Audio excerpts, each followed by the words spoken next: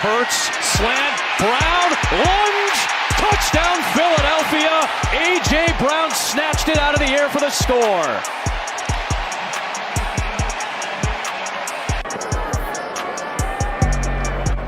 Checks wing, well hit ball, and there it goes. Number 300 for Ken Griffey Jr., one of the youngest ever in the major leagues to reach the 300 home run plateau. Bothered by Lou. Iverson. How about that? Steps over to Rob Lou. 7 straight points by Iverson. Ladies and gentlemen, a pleasant good evening. Welcome to another episode of the Louis Sports Network. We got NFL football here on this Monday night. We are in MetLife Stadium for the Giants and the Seahawks here on the channel. Before we get started, make sure you guys hit that like button, hit the subscribe button. Make sure your post notifications are turned on. Make sure you're sharing on your social media platforms. Truly appreciate it. Hit that like button as you come in. You already know who I'm repping. Let's go. MetLife Stadium, my G-men. Let's go. We're trying to get this win. Let's get it. Shout out to Daniel in the building, guys. Hit the like button. Shout out to Ryan in the building. What is up? Victor Cruz in the building tonight. Let's go. We got to dance some of that salsa. Let's get it. All right. No Saquon Barkley tonight for the Giants. He is inactive, still out with the injury. No Saquon, no Jordan Riley. Andrew Thomas still out for our O-line offensive tackle. At left tackle, we're still out. Kobe Bryant. Seattle's missing their corners. They're missing their guard, McClendon Curtis. Let's see if the Giants can get themselves a win. We just lost our last game 30-12 at the hands of the Giants. Seattle 2-1 on the season, looking for their third win, trying to go 3-1. We're trying to even it up in 2-2, and we are underway. And all right, we got ourselves a fair catch, and here come the Giants right now in their first series, man. Smash a like, hit that subscribe. Here's Daniel Jones, a career record 22-33 as our quarterback, 62 touchdowns, but he's got 61 turnovers, and that's a combined for interceptions and fumbles combined. And one of the best running backs in the NFL, and Saquon Barkley. Like I said, no Saquon tonight. There's Saquon. First series, 1st and 10. Here we go in the shotgun. Daniel Jones gives it over to Matt Breida, runs over for 5 yards and gets himself 5 on the first play. Second down, 2nd and 5. Made the stop, and here's a look at the offense, and we'll line up with we got Daniel Jones at quarterback, Matt Breida, our running back, Darius Slayton and Paris Campbell, our wideouts. Didn't get to read just the rest of the lineup. Here we go, 2nd and 4. Oh man, here we go. All right, Robinson gets us a first down right there on the run.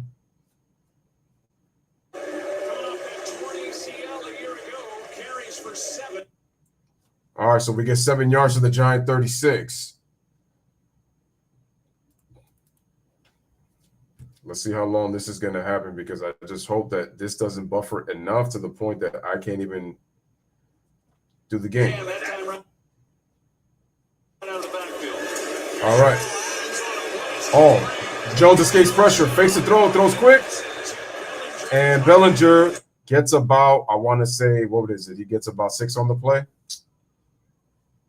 Shout out to Seahawks fans and shout out to Giants fans everywhere watching right now. So it was 1st and 10. Daniel Jones on that throw. So now it's going to be, looks like it's going to be 2nd down, and I want to say 4. So it looks like Matt Breida, Bellinger got about 6 on the play. Let me just go back and then let me re-put this to see if this will not buffer. Hopefully I can get this going. Let's see what we got. All right, 2nd and 4. They give it to Breida. Breida gets himself a first down. What's going on with your boy? Oh, I put it in the community post, man. I said he looked like Jermaine Stewart. If you know the singer Jermaine Stewart, Emo Jimmy. He said this is Halloween. Got to watch out for Bobby Wagner. comes onto the field is they'll use a lot more three safety looks like they are here. Jamal Adams is a talented safety, no question about it. Here we go. Jones, play action. Jones escapes, rolls right, throws, and Paris Campbell catches it, but really for no gain. Jamal Adams with the tackle. Nice play. Seahawks sideline erupted when Adams made that stop, a gain of 2. Well, amazing we even got 2 yards because it felt like no gain. So far, Daniel Jones, 3 for 3 on his passes, 20 yards. Breida, 3 carries, 12 yards right now to start. He's 15 yards deep, and there's no chance you're going to be able to get that shot. Daniel Jones hung on that a little bit longer than what he should have. 2nd and 8. Jones gives it over to Breida, gets himself probably about 2 yards on the play. Adams, at this point in his career, is best rushing the passer. As you said, 3 safety sets, but kind of like a linebacker. 3rd and 6 for the Giants. 3rd and 6, back to throw. Jones, quick throw, wide open.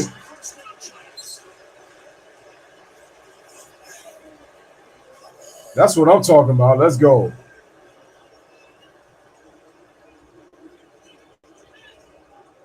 they're anticipating man coverage, and so you run the verticals here, and Julian Love is going to get caught up where he gets caught up in the traffic. With the vertical Former Giant, by the way, Julian Love. And he's just not able to, so an easy pickup. And if you're in the secondary and you know you're in man coverage, 1st and 10. 7-play, 39-yard drive so far for the Giants right now currently.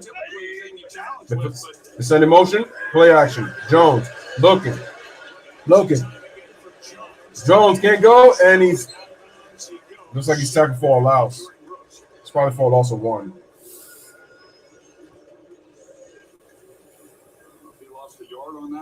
Yeah, he did. He did lose a yard. He never passed the line of scrimmage. So 2nd and 11.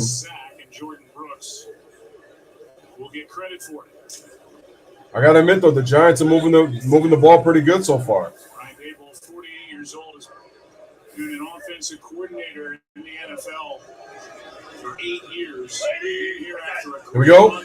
Daniel Jones looking, rolls right. He's gonna run. He's gonna keep it, and he's gonna run for 8 yards, just shy of the 1st down, and it's 3rd and 3. And the ball is now on the Seattle 29. It looks like, did Jamal Adams get hurt?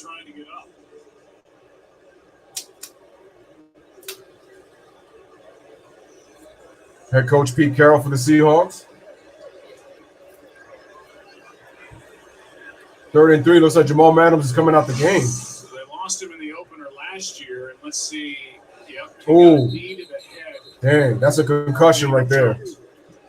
That's concussion protocol. Easy. These tapes and these young kids that are playing football, they teach you to keep your head up. Jamal Adams drops. Oh yeah, he's concussed. Takes a knee to the side. He is concussed. It's now 3rd down and 3. 3rd and 3, 9-play, 46-yard drive. Over 5 minutes right now. 3rd and 3. Daniel Jones. Bridewell gets it, and he's short of the 1st down. Looks like about a gain of 2. And that's going to set a 4th down. It is going to be, it looks like a bigger, heftier package for the Giants. Are they going for it? Out there, and the crowd realizing they're going to go for it. This looks a lot like that drive on opening night against Dallas. Shout out to Michelle's daughter in the building. Go Big Blue. That's right, man. Giants in the building. Let's get it.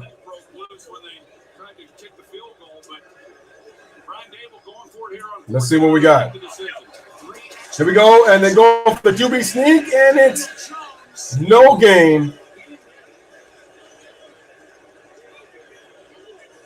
No gain.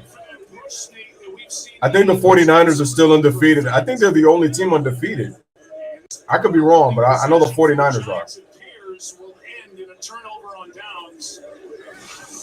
All good over here, man. I hope you're doing well, sis. Once they get up there into the line of scrimmage. Damn, Bobby Wagner with the stop on Daniel Jones. They just held their own, and you're right, Joe. I don't think he got it. No, he didn't get it. Just not much movement to speak of. The lineman really didn't even help Daniel Jones at all. Like, nobody was really there to kind of push him. No, it was short. Damn, this sucks. You know, I get we're trying to be aggressive here and trying to score some points because we struggle to score. But I'm just kind of like, we could have went for the field goal, man. We really could have went for the field goal at least to score a little bit. Because I know we struggle. All right, man, we're going to have a commercial break timeout. 8:45 remaining here in the first quarter. It is a scoreless game. Daniel Jones tried the QB sneak, and Bobby Wagner with the stop, and Seattle's going to take over with the Giants not being able to score. So it is a turnover on downs, and Seattle will take over.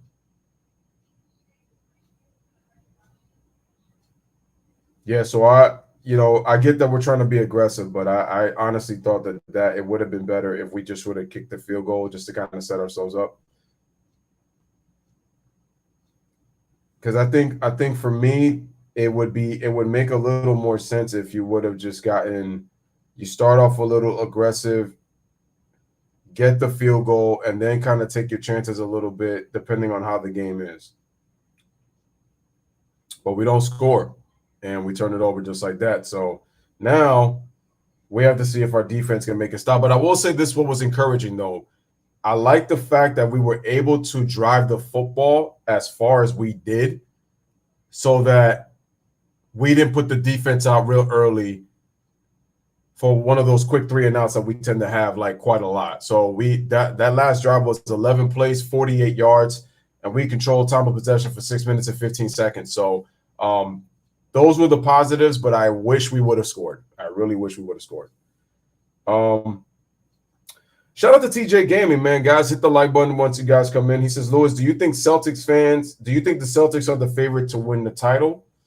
Well, I mean, I heard Drew Holiday is being traded to Boston, and I don't really know what to think. I really don't know who the favorite is to come out of the Eastern Conference. I really don't know because I picked Boston last year, and you saw how that Eastern Conference Finals turns out. So it's like I can't even really trust them. You know, you got rid of You got rid of Malcolm Brogdon. You lost Marcus Smart. I felt like Malcolm Brogdon was not used the right way with the Celtics last year. It didn't help that he was also dealing with injuries. So I don't know. Now you got the Philadelphia 76ers with the James Harden situation, and he's already made it clear that he is not reporting to camp. So he's doing the same BS that he did in Houston on his exit being traded to Brooklyn. So I'm not surprised. All right, man. Here come the Seahawks. Tyler Lockett in motion. Handoff by Geno Smith to – oh, man. Why does this buffer, man? Shout out to Jay in the building. What's going on? Wow. And as soon as the buffer recovers, the defense couldn't stop the run, and they allow a touchdown by Walker III. What in the world, man? Seriously? You gotta be kidding me. 73 yards by Kenneth Walker just like that, and we're down? What the hell just happened? Oh, my Lord. Oh, he never tackled him on the ground. Come on, bruh. Come on, bruh. Let me see. Let me see this. No. His knee was not down. Oh, the elbow? If that elbow touches the ground, then that's coming back. Reset the clock if they do put him down. Talk about taking the air out of this stadium. Bro, I'm going to be so tight. He was there to make the stop. Made that tackle, and then Kenneth Walker just... But I got to see that elbow.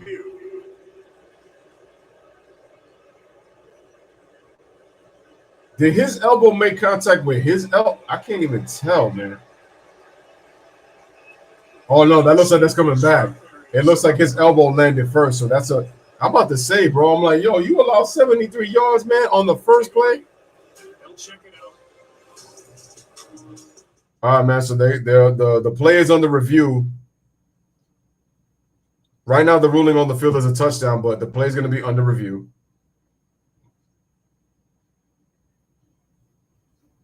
Oh, you know what? I think Jay is probably talking about the profile pick. That's probably why.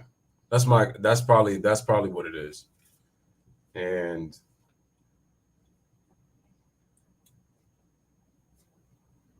yeah, but if you haven't hit that like button, guys, hit that like button. You know, for your boy Louis Sports Network, definitely would appreciate that.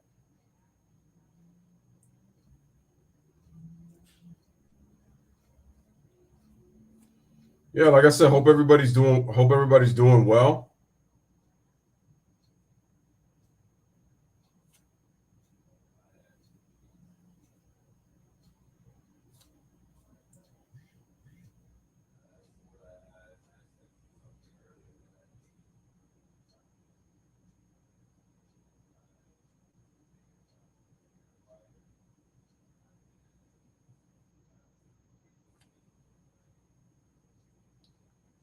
We're just waiting on what the call is right now. Yo, shout out to Karam in the building. What's up, bro? What is going on, my man? What's up? What is up? Long time no see. Hope everything is good, bro.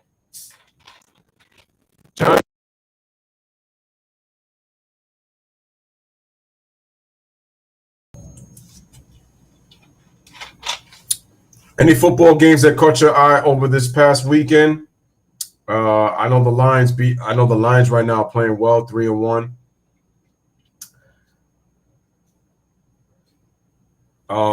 Let's see. Obviously said the 49ers are 4-0. You know, Joy Taylor shows how much of a fangirl she is because she's from Miami and all, right? See, the thing is, she, after 3 weeks, was just gloating on how the Dolphins were the best team in the NFL. And then the Buffalo Bills reminded them that they humbled them very fast and that they're not that great defensively and they need to fix some things defensively.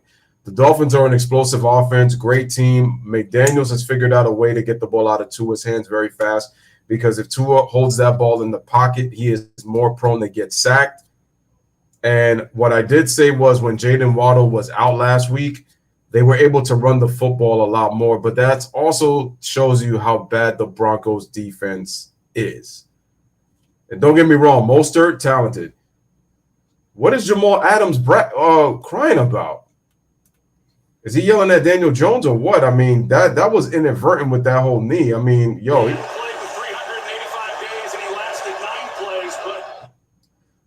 All right, man, so that call was reversed. It is 3rd and 12. And what do we have? Oh, my Lord, man. All right, the Giants defense. Geno Smith gets sacked by Thibodeau. Damn, I didn't even get to see it. All right, let me see if I could go back because the constant buffering is ridiculous. Let me see if I'm on. No, I'm on the 5G. So I should be fine. Excuse me. We get the ball back. Oh, yeah, Philly hasn't lost a game yet. They're 4-0. That's right. That game was good against the Commanders yesterday. That was a really good game. A.J. Brown was killing yesterday.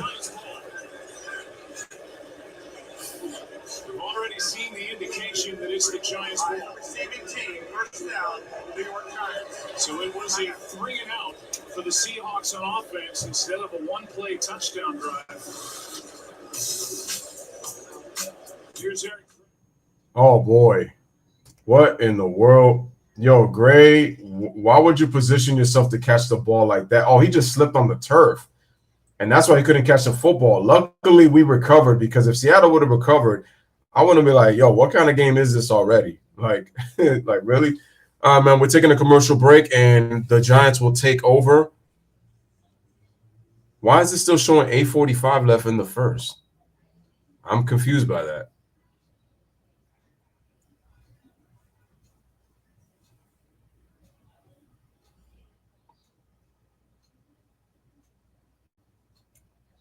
This is very, very strange. I don't understand why it's showing that. This should have already fixed.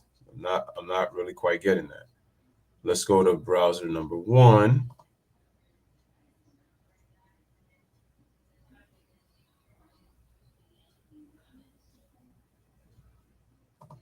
Yeah, because I don't know why it's doing this. Let's refresh. Still showing 0-0 right now, which I don't get. The time should have been updated. There, thank you. 7:14 in the first quarter remaining.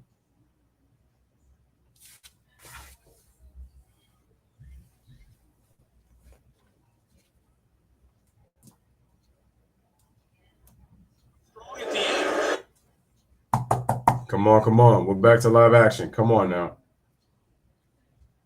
Thibodeau, who got off to a slow start last year, came on strong at the end.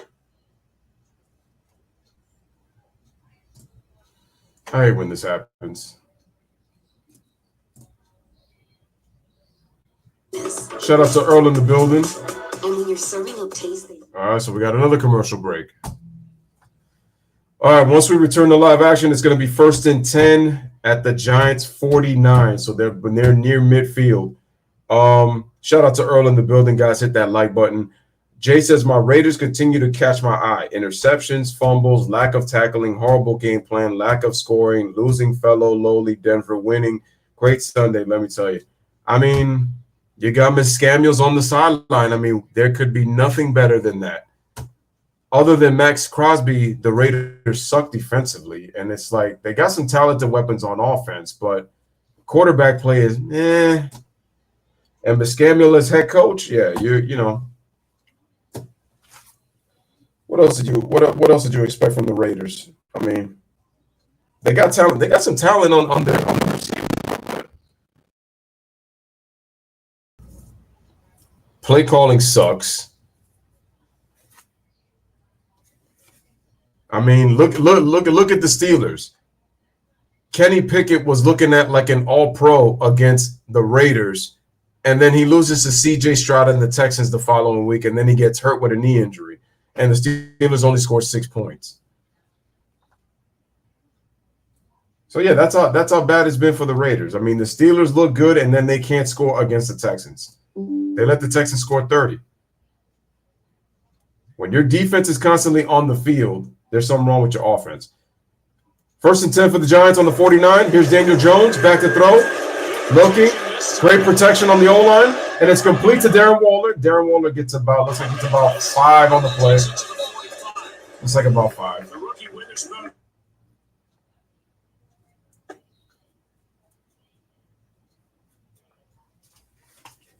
You've seen a lot of that over the years. Here's Devon Witherspoon, 5th overall pick in the draft for out of Illinois. Made first-team All-American in 2022, Associated Press. Here we go. Daniel Jones. Oh, look out. He's sacked.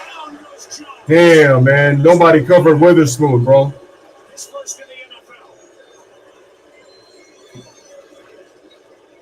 You got to check that if you're Daniel Jones. You got to. That's my problem with Daniel Jones, bro. He cannot read the field, man. And now they got to go no huddle. It's like he didn't even see him come off the edge. 3rd and 11. Jones throws great and then incomplete, and it's 3 and out. I mean, Darius Slayton wasn't going to catch that ball. That ball was way too low to Daniel Jones. I mean, you couldn't see Witherspoon come off the edge. We lose 5 yards on that play. And then we are quickly 3 and out. It's ridiculous, bro. And the defense is back out on the field. And we got a punt. Here's the punt. Oh my Lord, man! What? DJ Dallas. Oh man! Dang! If it didn't spike back into the end zone, that's going to be at the 24 touchback. If it wasn't for that, excuse me, give Witherspoon a lot of credit on that sack on Jones, but Jones has got to do a better job, man. I'm sorry. He's just got to do a better job. Did not see him at all. And bam. I get it. It happens sometimes.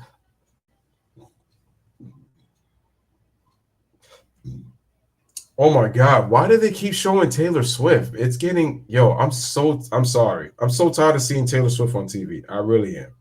It's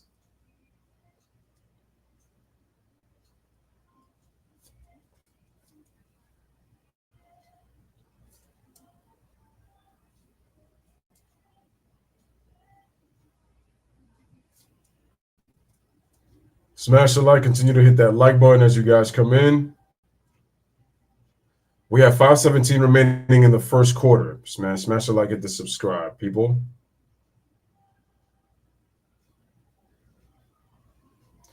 I gotta say this, man. I won my fantasy matchup yesterday. I was fearing that I was gonna lose the matchup because Travis Kelce was going last night against the Jets. But quite honestly, the MVP of my fantasy win was the Jets defense because Travis Kelce didn't catch a ball until the third quarter. The Jets, listen, they may be 9th overall. I believe they're 10th in takeaways this year. If they get better quarterback play and the offense plays better and the defense isn't on the field as long, you're looking at possibly a top 5 defense with the Jets. Their defense is really good. It's just they're constantly on the field because their offense can't score. They can never, ever give. They can never sustain a long drive. It's either quick 3 and outs or they start to get some good momentum and then just these mistakes happen. And I got to say this about Zach Wilson. I feel like you got to give Zach Wilson some time. Is he going to be the greatest quarterback ever? Is he going to be a great quarterback? I don't know, and I'm not too sure about that. But I will say he did play well last night. It's just he made a big mistake at the end of the game, and it cost him. But I thought Zach Wilson played really well last night. Jay says not down with the Taylor Swift takeover. I'm not because she's getting so much attention. For what reason? Which I don't get.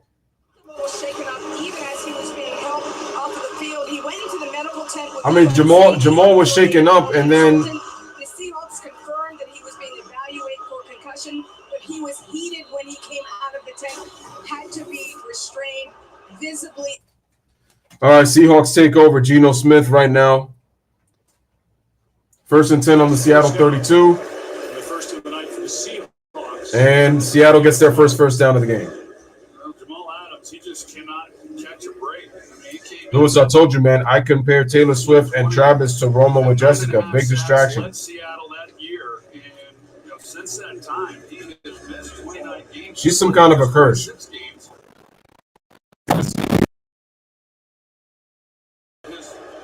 return tonight, but it was short-lived. 1st and 10 for the Seahawks. Geno Smith back to throw. Looking. He's going deep. Airing it out.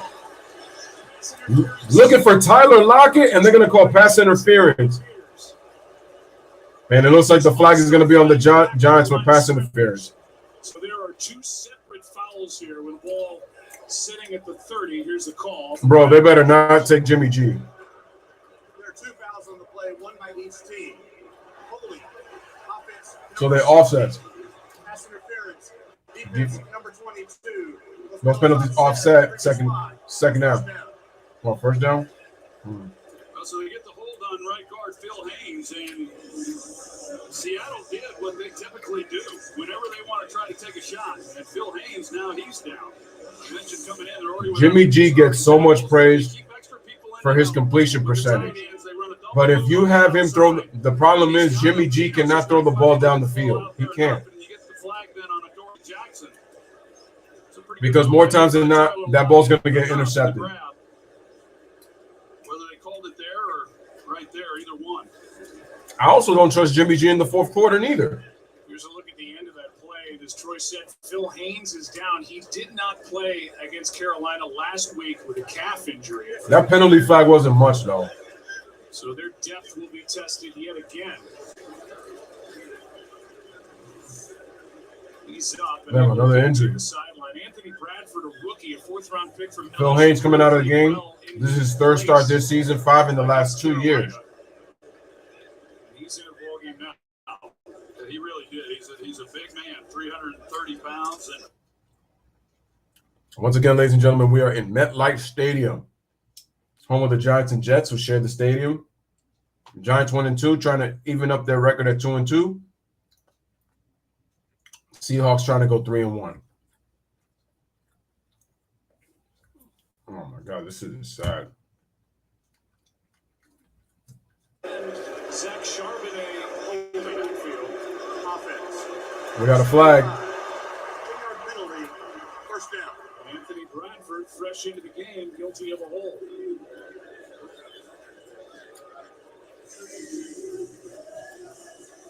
Charbonnet checks out, and here's the hold by the right guard. Even if the Niners were to go to the Super Bowl, I still don't trust Kyle Shanahan's play calling down the stretch of games. Left arm up around his neck. There's no doubt. They run the counter play. That's on the offense. Walker, I thought it was interesting. That was a halfback counter. Martindale, he has every 1st and 20. Kenneth Walker is capable of doing that. Nice year. Part of that outstanding So we're going with a nickel. last year for the Seattle Seahawks. First down at 20 now. 1st and 20. Nope, that's going to be a false start. False start. That's a false start. He didn't get the ball in time. There's Wink Martindale, also known as Don.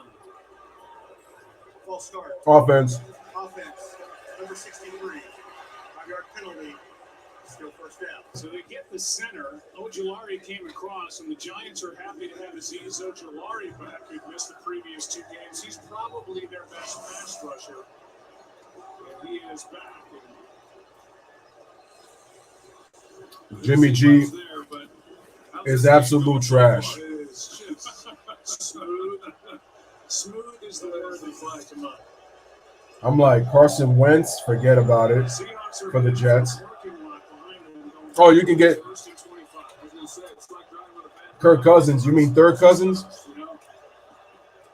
Gino on 1st and 25. Gets away. Oh, damn, they had him. Gino throws. It's complete. He's got Tyler Lockett. Bro, no. Oh, there's a lot of flags, though.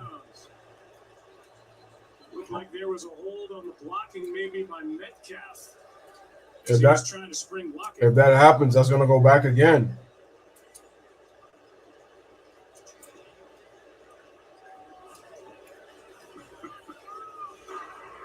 Holding offense. Offense. Number 14.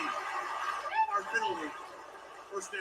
That was a nice job by Geno Smith just getting out of the pocket. That means it's going to be 1st and 35. DK Metcalf, he's got a hold of Deontay Banks. That's why Lockett then is able to get to the edge. Pretty easy call to make. Seahawks are getting some dumb penalties now.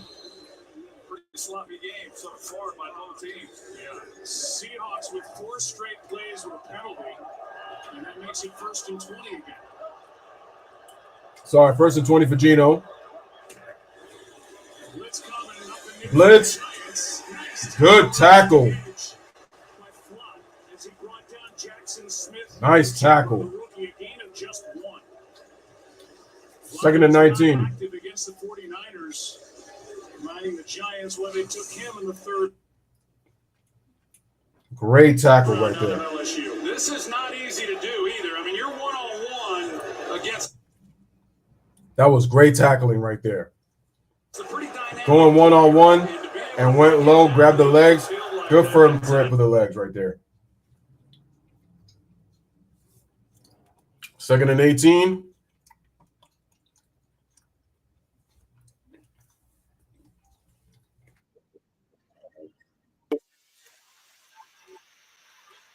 So I'm about to add. Oh, the Lord. rookie that they have. A couple good rookies playing in this Darn game. ads.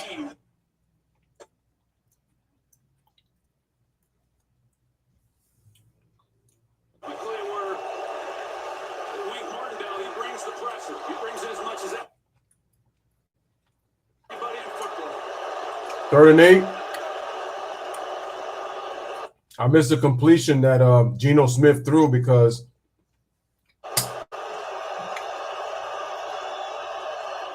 Smith back to throw. just able to body him up along that sideline, and as much as Banks is And I'm guessing it was complete to Metcalf. Oh, my to be able to Lord. make a play on the ball, he might have stepped out of bounds right there.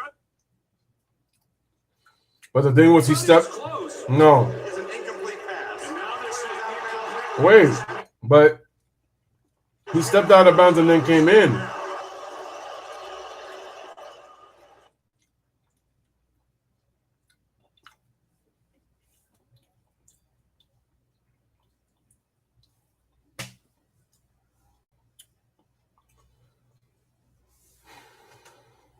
Now they call it an incomplete pass. fourth down punt team comes on for Seattle. With Adoree Jackson waiting for it. Eric Gray muffed the punt the last time. Michael Dixon hit one and he's out. So Jackson gets So the incomplete pass calls it a punt. Here's Michael Dixon to kick. Almost a blocked punt. And fair catch. All right, so we're taking a commercial break. There is beautiful downtown Manhattan, New York, right there, Empire State Building, as you can tell. And we will take a commercial break with 1:37 remaining here in the first quarter. We are scoreless here in MetLife Stadium right here on this Monday night. Smash the like, hit the subscribe button.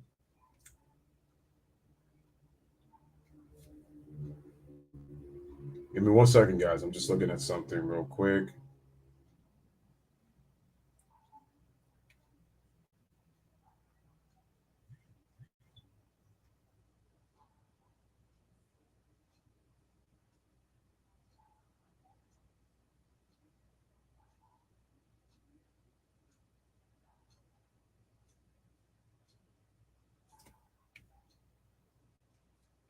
Give me 1 second, guys.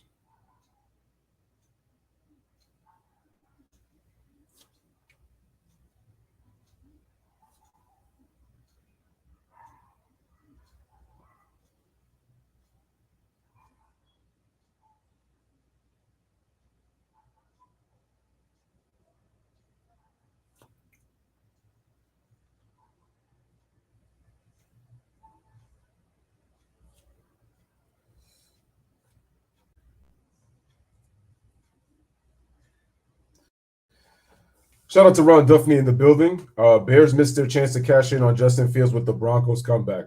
Well, first of all, people were talking how great Justin Fields played, but let me tell you something. This probably could be, I don't know how long his career is going to be, but what something tells me right now is this. I get the feeling that Justin Fields is going to be one of those players that can play well throughout a game, but then when the game matters, he's going to be making mistakes where the receivers are either going to drop passes or he's going to throw, he might make a bad decision on a bad throw, or possibly, an interception probably could happen like yesterday. He threw a game-ending interception. And it's like, well, we take the positives, but I said that I remember the prior week, he called out the coaching staff as to why the Bears lost.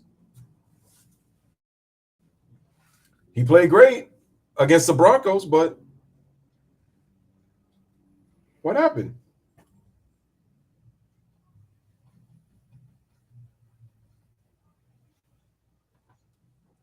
He pretty much ended the game on that pick. Man, this has been so difficult.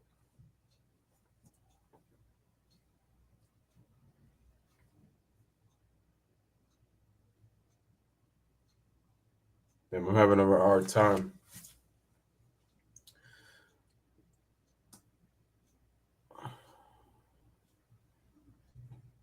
This is ridiculous. No. The Giants did not give up the football just like that. What the F, man?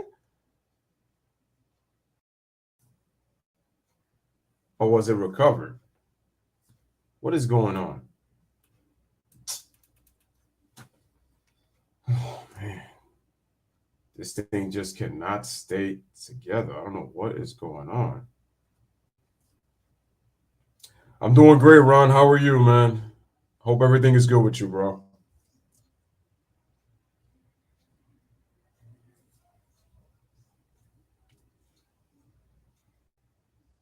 Shout out to Nono in the building. What's up, guys? Hit the like button as you guys come in. Hit the like button.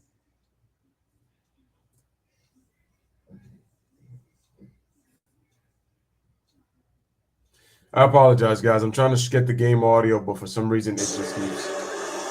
Young go here in the NFL. That is Look, the most. look at this. Daniel Jones fumbles the football again. He's got the most fumbles since his rookie season 4 years ago. 45 seconds, and Seattle's already got first and goal. And then the gates are opened up, and he's got people on top of him, which he's had happen to him for the last 3 weeks. This is another reason why Daniel Jones is forever going to get a lot of hate, because he just cannot secure the football. Can't. Give the defense credit right there for the Seahawks. They made a heck of a play, but it's just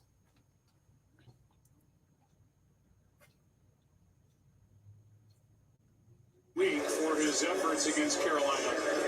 Gets nothing. all right, man. Second and goal for the Seahawks. And Eli are joined by Will Ferrell over on ESPN2. Stay classy, Troy. Stay classy. Well, stay here, folks.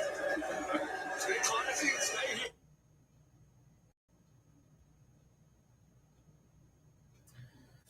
Yeah, this is going to be just a lot of pain for us.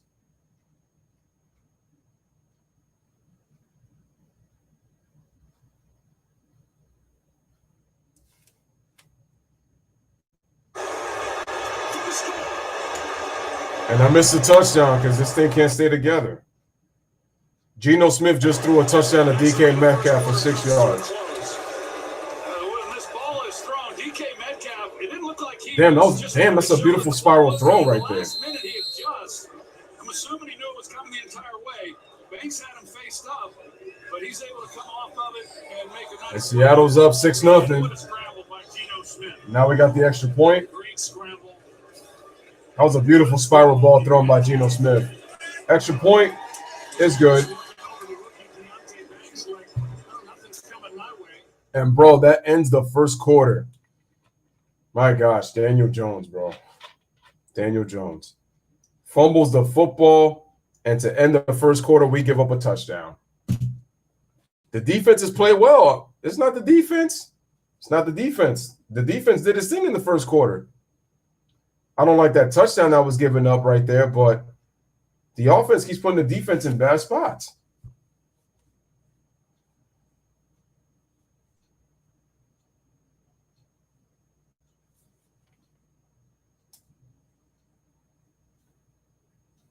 You know? So, ladies and gentlemen, at the end of the first quarter here on the Louis Sports Network, the score is 7-0 Seattle in favor of the Seahawks right here on MetLife Stadium.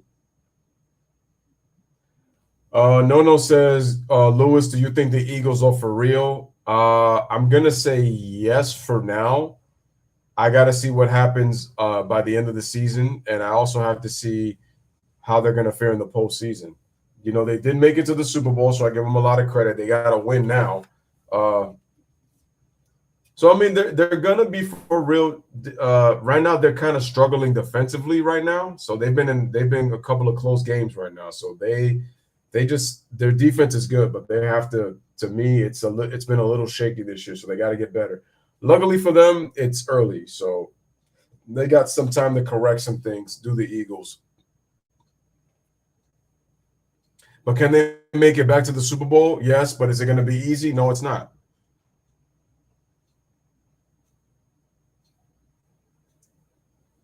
Because I really would love to see Eagles 49ers in a rematch of the NFC Championship and see what a healthy Brock Purdy could do. I know Brandon Ayuk right now is out for the 49ers, but when he comes back, he looked like he was going to have a career year this year. And then he went down with an injury. So I would love to see both teams at full strength. And, you know, Philly's got that good offensive line, but the 49ers have also given Brock Purdy some good protection in their own right.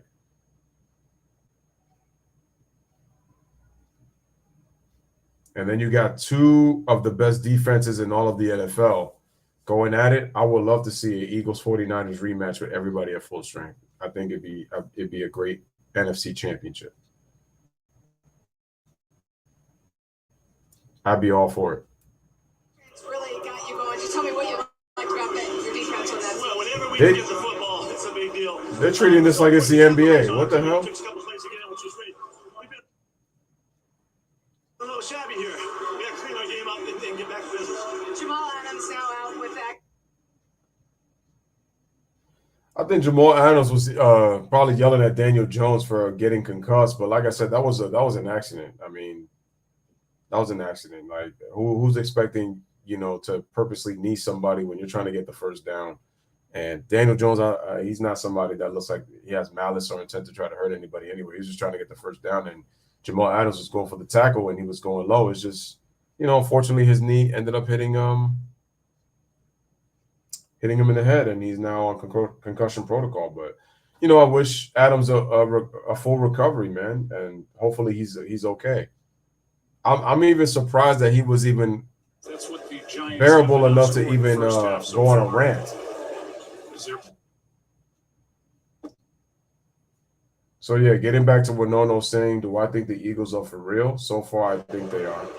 After the play, personal foul, unnecessary roughness. Defense. Team number Oh, return team, my bad. 23. After distance to the goal, first down, New York Giants. So we have a penalty on one of our players on the receiving team. We do get first down, but it's going to cost us a little bit.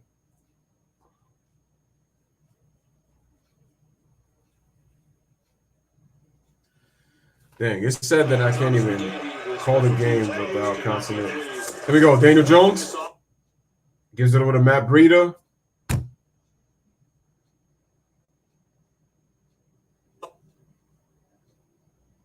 So far, the first three possessions. I haven't even seen anything. Not pretty. Downs, punt, and fumble in terms of our first three possessions. Teams, they fumbled the one down here. They were able to get on it. The week one loss to the Cowboys really what sparked that onslaught was the blocked field goal after a good opening drive. Here we go. Daniel Jones gives it off. Here's Matt Breida and gets himself about 4. 15, down coming up after a gain of 4. And Mike Kafka, the offensive coordinator for the Giants, you can only imagine what he's dealing with. Trying to call plays, and when you're continue to hit the like button. Oh man, I'm really trying to get this thing going, and it's really, really, really pissing me off. And now Matt Breida got a first down, and I couldn't call the play because of the constant buffering. Matt Breida, he just keeps running, and as Daniel Jones gets outside the pocket, you see Breida up this. Ooh, that's a nice throw by Jones. Throw it over the top. Breida was open. Dang, if he doesn't trip, that's more yards. Big plays are awfully hard for this offense. It's not how it was drawn up, but they'll take it. Here we go. Jones. Breida looks like it's about 5. This is a Seattle defense that has really struggled against the pass. But so far.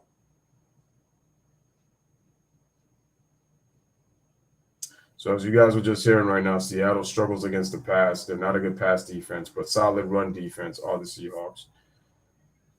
Right now it's second down with 13 minutes and 5 seconds remaining here in this first half. Seahawks lead 7-0 over the Giants.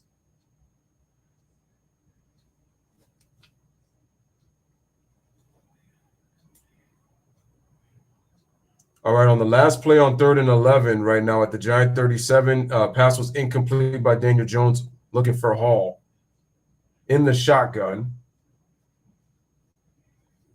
So now it is 4th and 11. Right now, that drive was only 6 plays, 27 yards, and just under 3 minutes right now, time of possession for the Giants.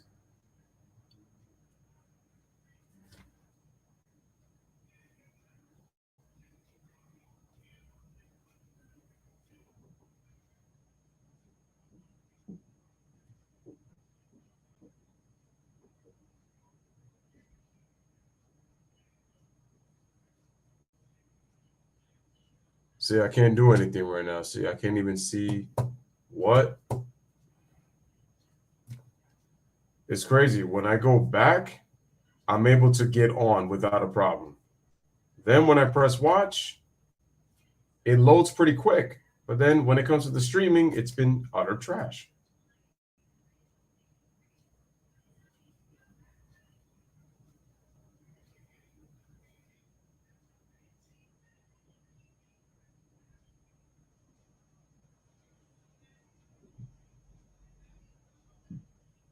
Yeah, see, nothing's coming up.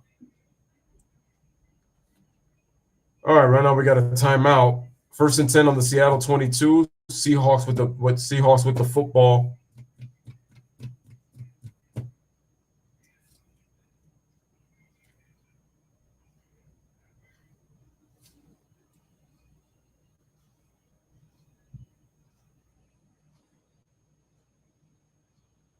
These targeted ads are getting really creepy. It's almost like Skittles is All right, so now we get on a commercial break. Shout out to G Money. He says, salute.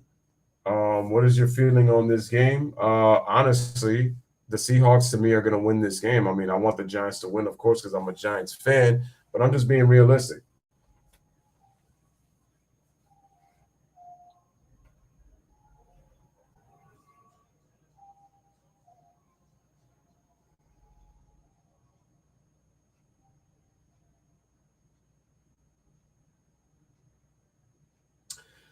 You know, another thing that I've noticed is that so when Buffalo beat the snots out of the Dolphins, shout out to Coach GTV.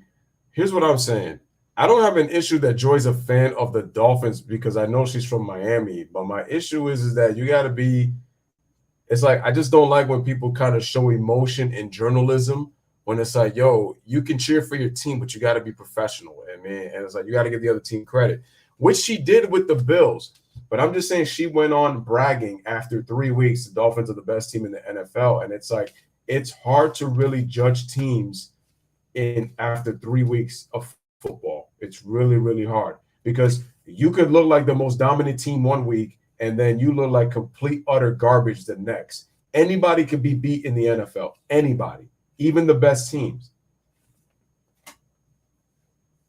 My point is that she's very biased. I mean, like I said, she's from Miami, so I get it. She is a Heat fan for basketball. She is a Miami Marlins fan if she watches baseball, which she doesn't really pay attention to that much. So it's really more basketball, football. And Miami's a football town. So, like I said, I got no issue that she's a Dolphins fan. But my thing is, yo, she is just so biased. And I'm just like, bro. And I was like, so then my thing was like, what happened to that whole best team talk? See, she had to double down. See, because she wouldn't have kept that energy had the Bills lost. And what were people saying? Oh, the Dolphins, you know, they had to play a real team and they lost.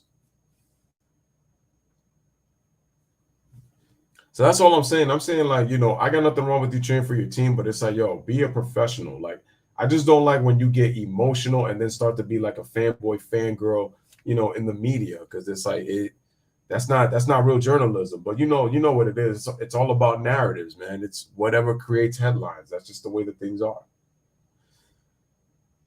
Which is why I love back in the day. Back in the day was about the damn sport.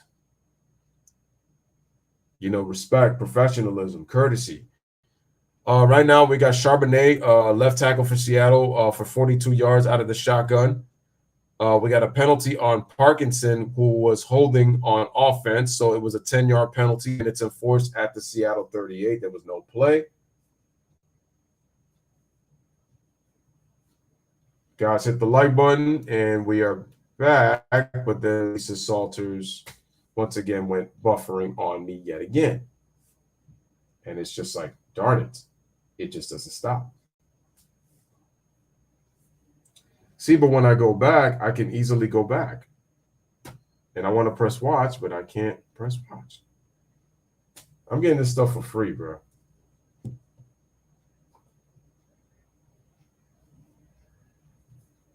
Jesus Christ, man.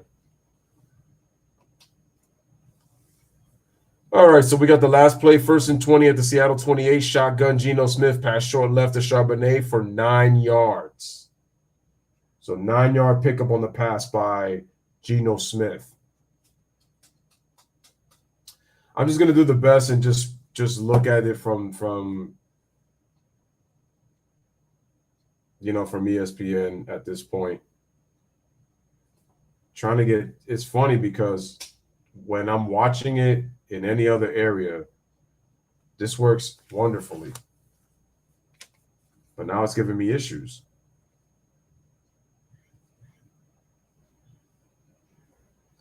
So yeah, people are just like, yeah, of course she's gonna do this for her team. I was like, but That's what he wants. Yeah, and second and 11, 10-15 remaining. Again, my apologies for the buffering on the stream. Since he's been the head coach, when they played their best football, they've been a power running team, and then the play action. Here's Geno. Looking. Throw, and the ball is batted, and it returns to Geno Smith, and he's going to run for a loss. Out of bounds on the Giants sideline. No flag for that I see. It was tipped by DJ Davidson. Thank you, DJ Davidson, for making that play. DJ Davidson, he gets his hand up, and he's been a good player for a couple weeks. The strength of this defensive front is, of course, Dexter Lawrence and Leonard Williams in the middle. DJ Davidson, he comes in and helps spell those. Looks like Geno's limping, and we got a timeout. Job as well. If they can get more of that edge pressure, we saw Thibodeau earlier, and we've got Geno Smith coming off the field.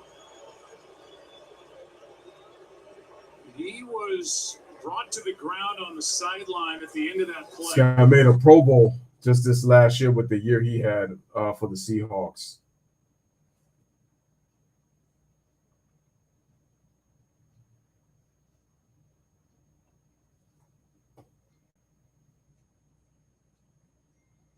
So they go your boy Pat McAfee.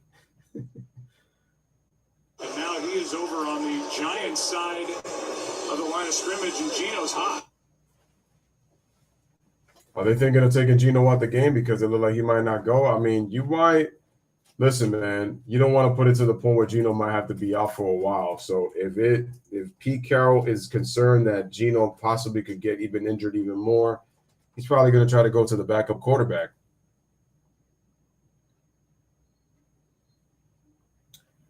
On the last play, Geno Smith came in and the shotgun pass was incomplete, short to Njigba.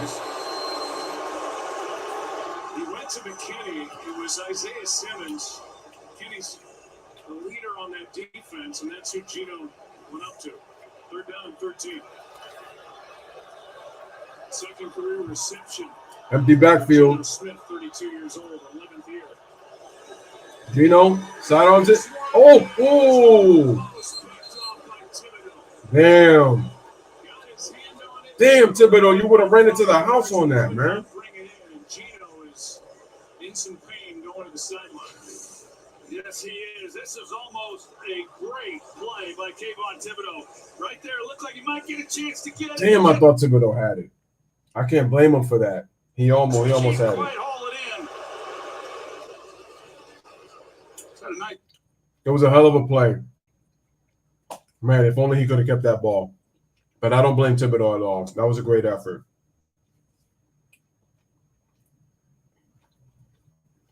There, you see the backup Drew Lock who came over in the Russell Wilson trade from Denver. Here's Michael Dixon once again with the punt. Geno Smith takes a Adoree Jackson. This is a good. Oh, shoot, man. We're going to have to start all the way at the damn 2. Oh, my gosh.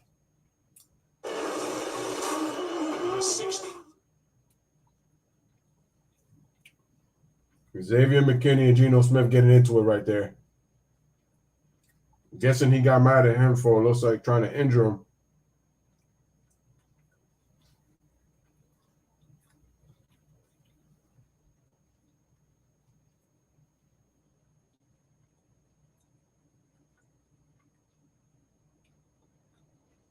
Oh, shoot, they go Russ on media day. Yay. Guys, continue to hit that like button. Man, I'm really upset that I haven't been able to just, like, call a good game.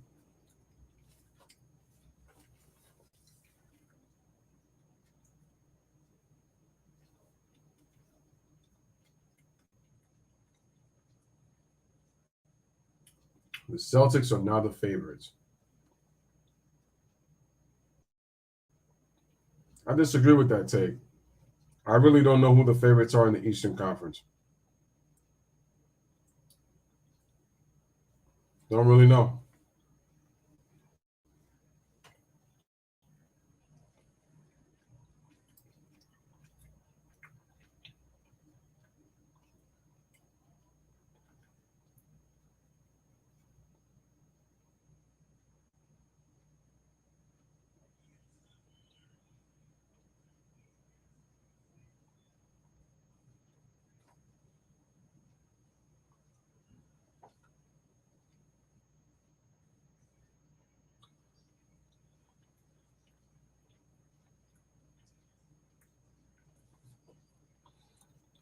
All right now we're currently on the commercial break. 9:16 in the first half. 7-0 Seahawks.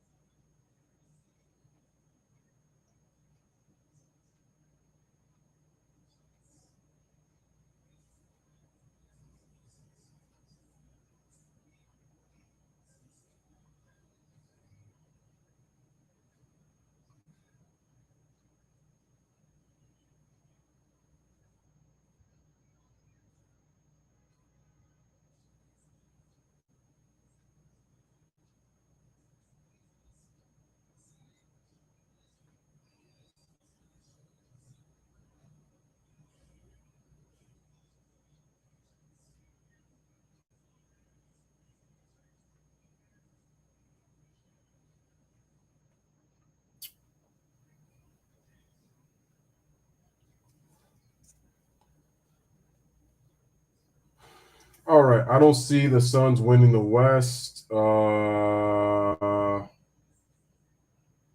Buck and Troy Aikman, I don't really like them as commentators. No.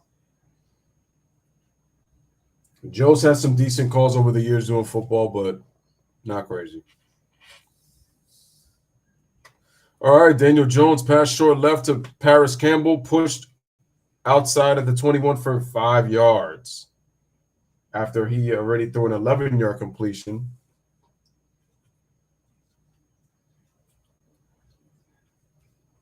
Ryan is going to go with the Nuggets, the defending champions, to come out of the West, and he feels that the Mavericks are the sleeper team in the Western Conference.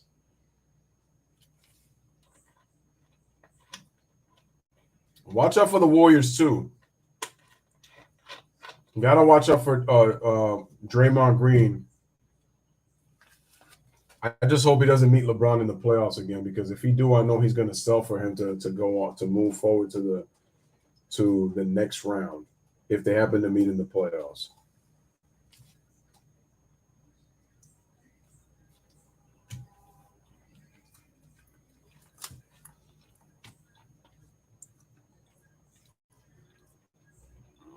All right, 2nd and 5. Matt Breida gets 1 yard. So that brings up 3rd down and 4.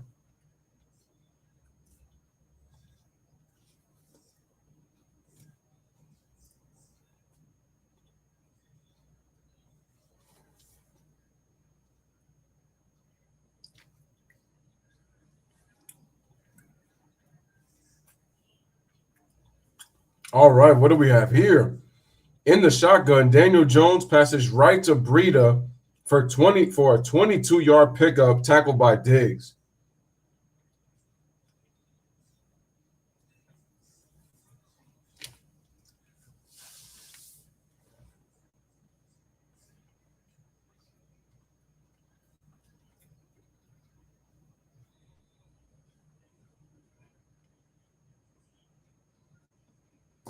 Now the video cannot be played.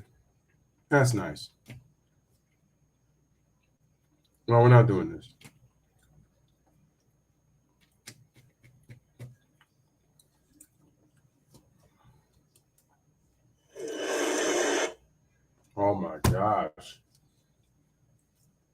Jones threw a pass to Hodgins for coverage, and it looked to me like Jordan Brooks. He just has a mental mistake, and Breida, who lined up out wide, motions back into the backfield. They get the ball to him, and just nobody. There's a no huddle for the Giants. Giants hurry back to the line of scrimmage.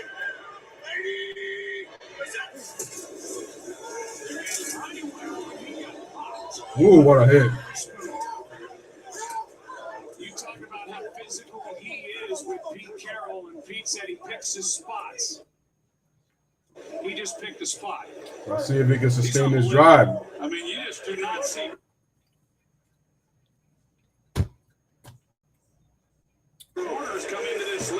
Second and 9 for the Giants.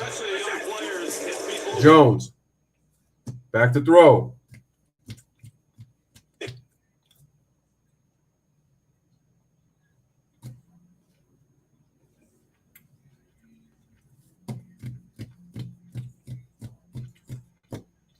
Damn. Oh, my God, man.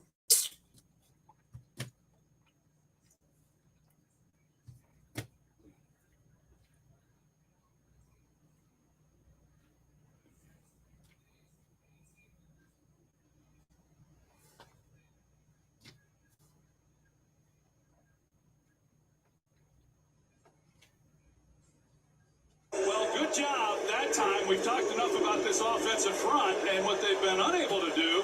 But Seattle, that doesn't blitz a whole lot. All right, let's see if this works. With a low snap, and Daniel Oh, a Jones bad is snap. able to get it, but they picked it up over there, and they get the ball out and have a nice game. Under 5.5 to go, first down. Wandale Robinson's playing well in this drive. Go back. Jones throws it quick. Oh, Campbell got tackled.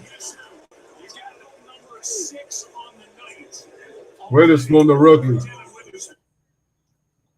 Yeah, this guy, he is going to be an absolute superstar, and he reminds me of another guy that I know who wore number 21, and that would be Deion Sanders with his bravado. And you see him, he comes up, and he's going to be able to be there to make the play and not avoid it at all. And those, like I said, Richard Sherman was that way. And when you have great players that are setting the tone as tacklers, let's go. guys who are outstanding coverage, Second and 18 for the Giants. Waller in motion. Jones back to throw. And it's complete. This one caught by Hyatt, the rookie. That's his third catch. A gain of just 4. Hyatt makes the play for 4 yards. They've been picking on Witherspoon, teams have, and he has been up to the challenge. 5th pick overall. Was an All-American at Illinois. And he had more career interceptions in college than pass touchdowns allowed. But add to that, what he's doing. 3rd and 14 for the into Giants. the slot here tonight. He has tonight for the first time. Didn't play much of it in college either, so that's a lot of confidence. Here he is right here. And that's This is a shotgun heavy lead. In the shotgun for the Giants. Jones, throw, complete. And Campbell spins off a tackle, 2 tackles. Gets tackled by 3 guys and can't make the first down, so it's going to settle for 4th down. And we should be going for probably a field goal. Well, this gets into Gano's range. I mean, with that throw, they're going to see what he can do. Wagner made that tackle. Witherspoon missed the initial tackle. Geno Smith is in the medical tent on the sideline for the Seahawks. And Graham Gano will try from 55. 55-yard attempt for Graham Gano. We need to score here. Santa Clara. Snap is down, and the kick is good. Big one. Started last year. Gano is 10 for his last 11 on kicks, 50 yards. And now we have ourselves a 7-3 ball game. Good snap, good hold. And Gano, one of the best in the business, sticks it in. 7-3 game with drama around the quarterback for the season.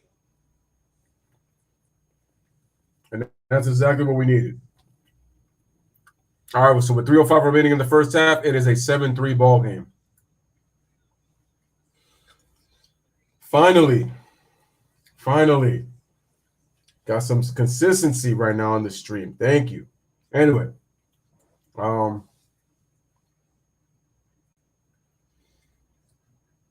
G-Money says he thinks that Nikola Jokic, Jamal Murray, and Michael Porter will be all-stars this year.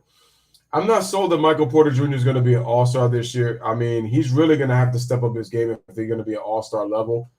And I know it's going to be because they lost some depth, so I think more is going to be dependent on Michael Porter, which I think that's what you're probably thinking, why Michael Porter might be an all-star.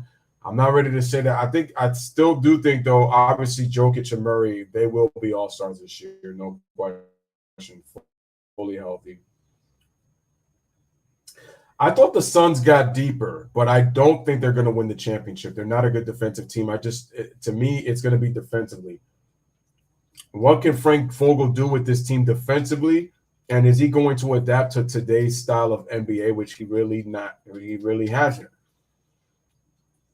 It was just the Lakers team he had was pretty deep. Guys, hit that like button as you guys come in.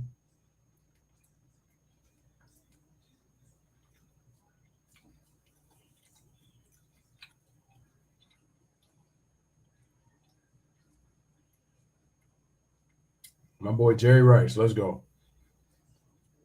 NFL Plus starting at $6.99.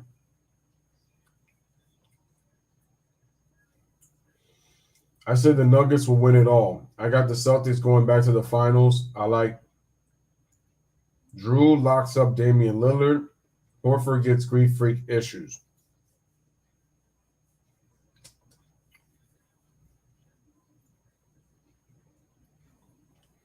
I don't know, man. Statue of Liberty in New York. Presented by Verizon, the official 5G network of the NFL. Here in New Jersey, in East Rutherford, a 7-3 game, and there is the story around Geno Smith, who's been in the medical. But do you think Tatum was? Do you think Jaylen Brown was worth that damn contract, though? He's got plenty of confidence in Drew Lock. I don't trust Tatum and Brown.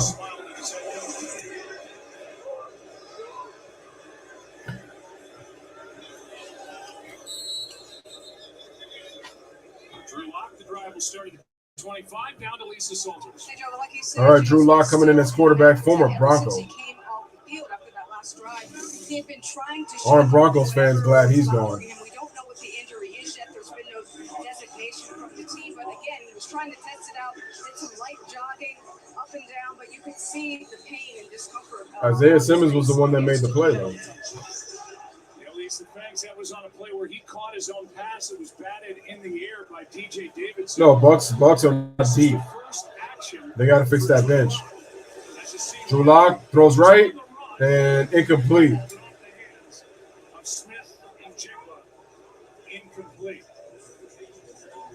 So that is the incomplete smash to Smith and the Jigba.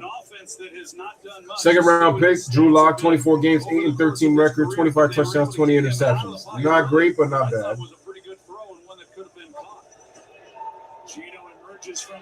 Oh, he's trying to get back in that game. Empty backfield for the Seahawks. Four-man rush by the Giants. He escapes, runs, slides. Slides right on the 3 Giants for the first down. Smash the like, folks. Smash that like button. About him, Pete said, I have no hesitation if he comes in. He's ready. He's primed every week. He's going to be totally set to go. He and Geno duel every day. 1st and 10. Once again, empty backfield. Blitz. And DK gets himself a first down. He has seen a lot of rookie Deontay Banks tonight, a gain of 11. Look at this defense. 11 yards. The Giants have, and Wink Martindale has not dialed up as many blitzes as what he did the last time these two teams met last year, or what you typically see from a Wink Martindale defense. Now, Seattle hasn't been on the field a whole lot either. That was just their 17th offensive snap. But he's given some different looks, but that time he even got a free rusher with a 4-man rush. But after their offense was able to get it off the goal line and come away with 3 points, Wink Martindale saying if he can't make a stop here before the half. 2 minutes left, 7-3 game. All right. 2019 second-round pick. So we're taking a commercial break. 2-minute warning, 7-3 in favor of the Seahawks as we come right back here on the Louis Sports Network. Smash the like, hit the subscribe. Give me 1 second, guys. I'm going to be typing right here to somebody right here on the phone for text.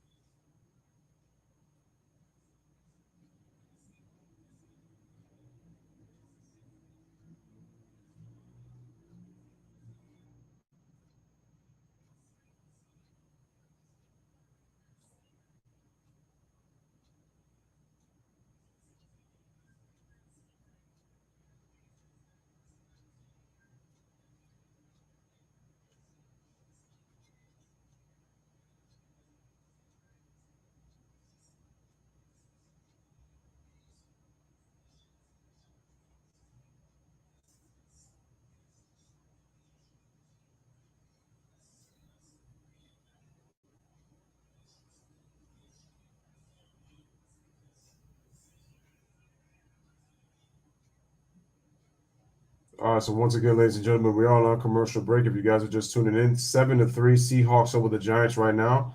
Shout out to Seahawks fans and Giants fans watching right now on the channel if you are watching. So definitely appreciate you for being here for those who have taken the time to watch right here on the channel.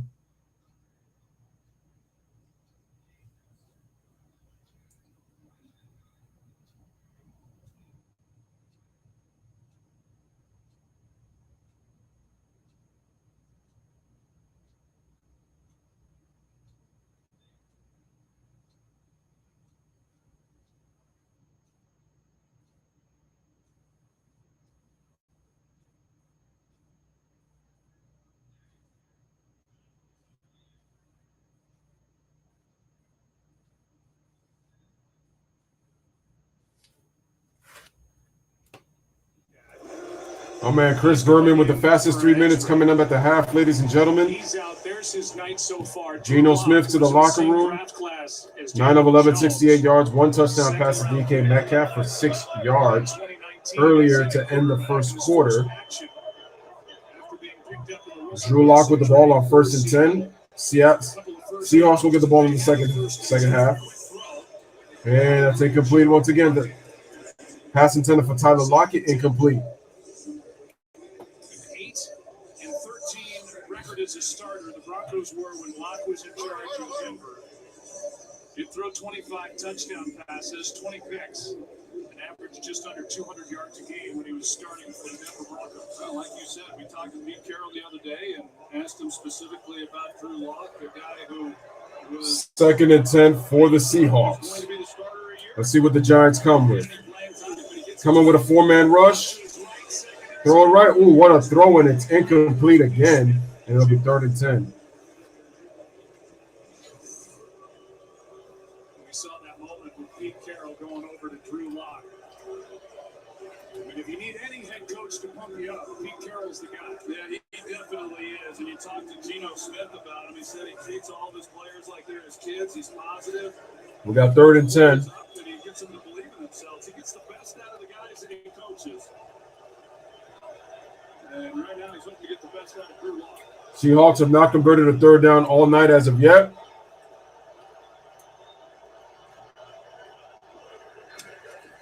Four-man rush again. Lock escapes the pressure. Complete. Noah Fant. Noah Fant. Oh, my.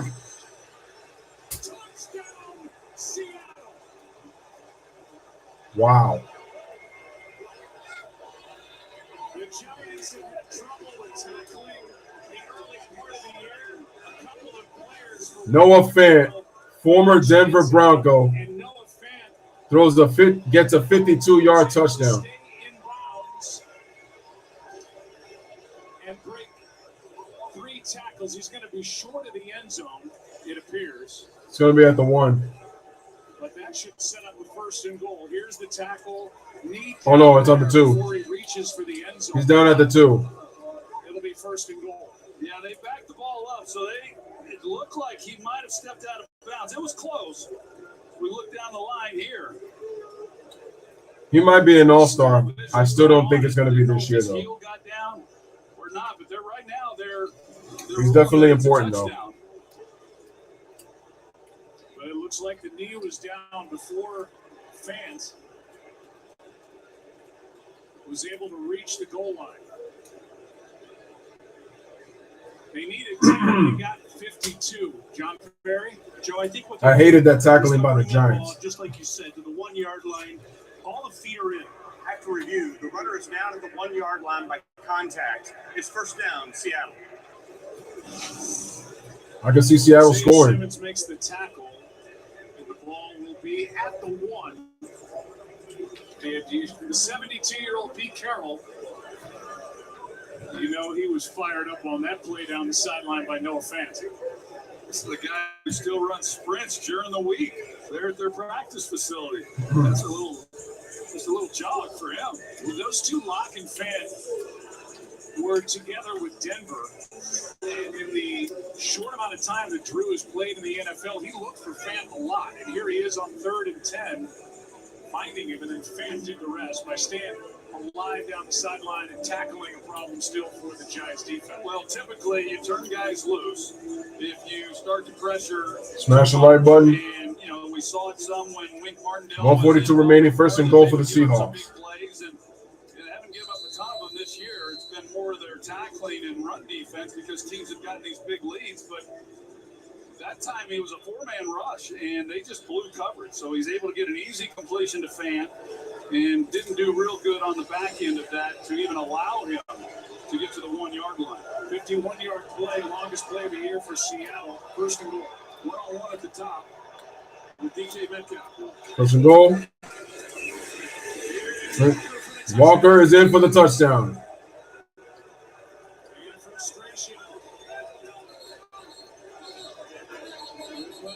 Damn. Leonard Williams going to get. Oh, Leonard, come on, dog.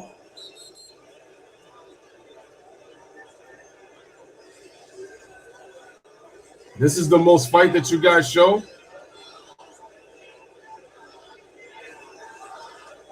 Walker has his 5th rushing touchdown of the young season. And the rookie Anthony Bradford was in the middle of that with Leonard Williams. Yeah, he does a nice job. And as we mentioned, they're already without their 2 starting tackles or without a couple others, you know, here in this ball game. So they are really thin in that offensive line. Bradford had to come in for Haynes, and he makes a nice block on that touchdown. What's the call going to be? Play is a touchdown. Touchdown. Personal Foul. Number 99 of the defense. Good. Personal foul. Number 72 of the offense. His foul's offset. Touchdown. Well, it's Bradford. There is no 72. So Cement's 75. Let's So see. those offset, and here is with this makeshift offensive line, enough blocking to get Walker into the end zone. Yeah, you see that? I mean, that's a pretty good push, you know, to get that movement. You got Curhan, the right tackle. He gets some movement. I'm guessing that it was, who knows, but maybe it was Bradford. That there is no 72, as you mentioned. Anyway, Seattle leads 13-3. Here's the snap. And the extra point is good by Myers. 14-3. Drew Lock leads Seattle to a touchdown on his first drive as a Seahawk, and we're back in 30 seconds after a word from United Airlines. All right, let's take a 30-second break right here as we come back. 139 remaining. Seahawks now lead 14-3. Oh man, it's just and we're getting frustrated, so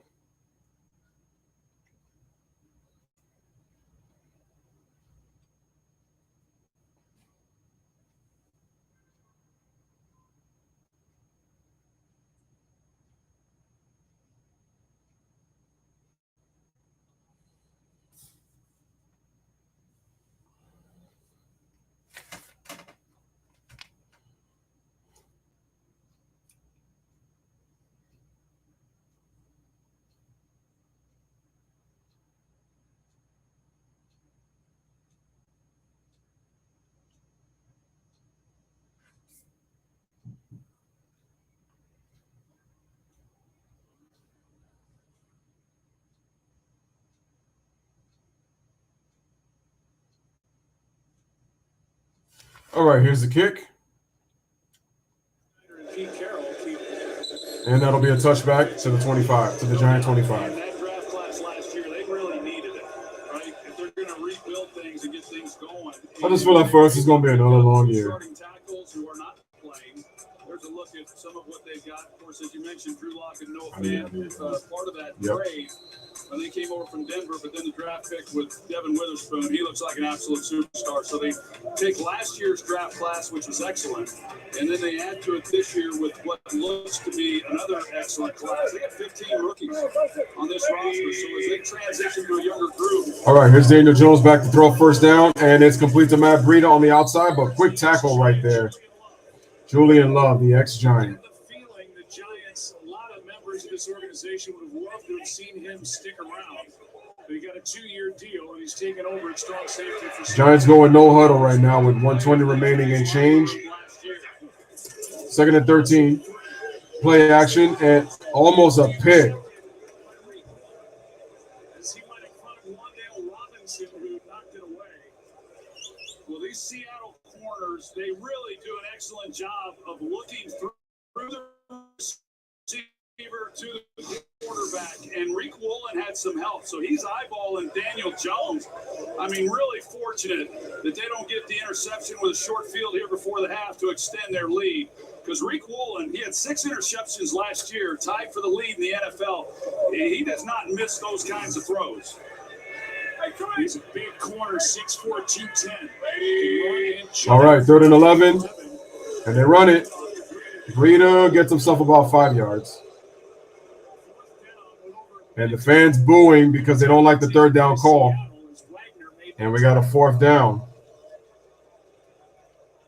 As of now, the Giants have been outscored in the first half so far through 4 weeks, 77 to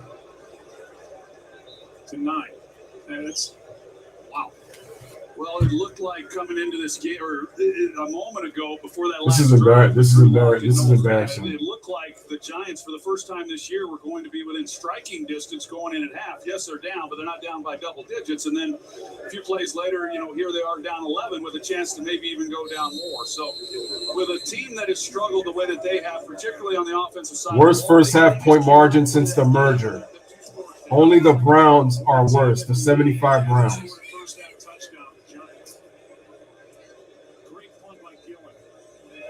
And that's going to be at the 11. Oh, what? That's a flag. That's a flag.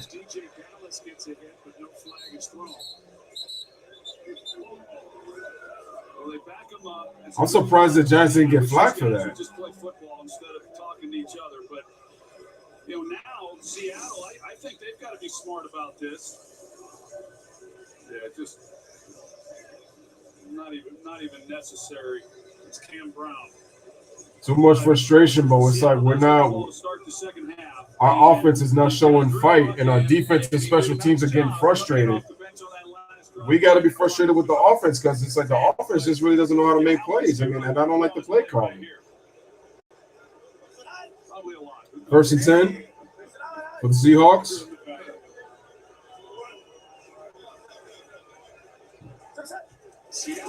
Here's Locke. Heads it off to Walker the 3rd. And a nice play.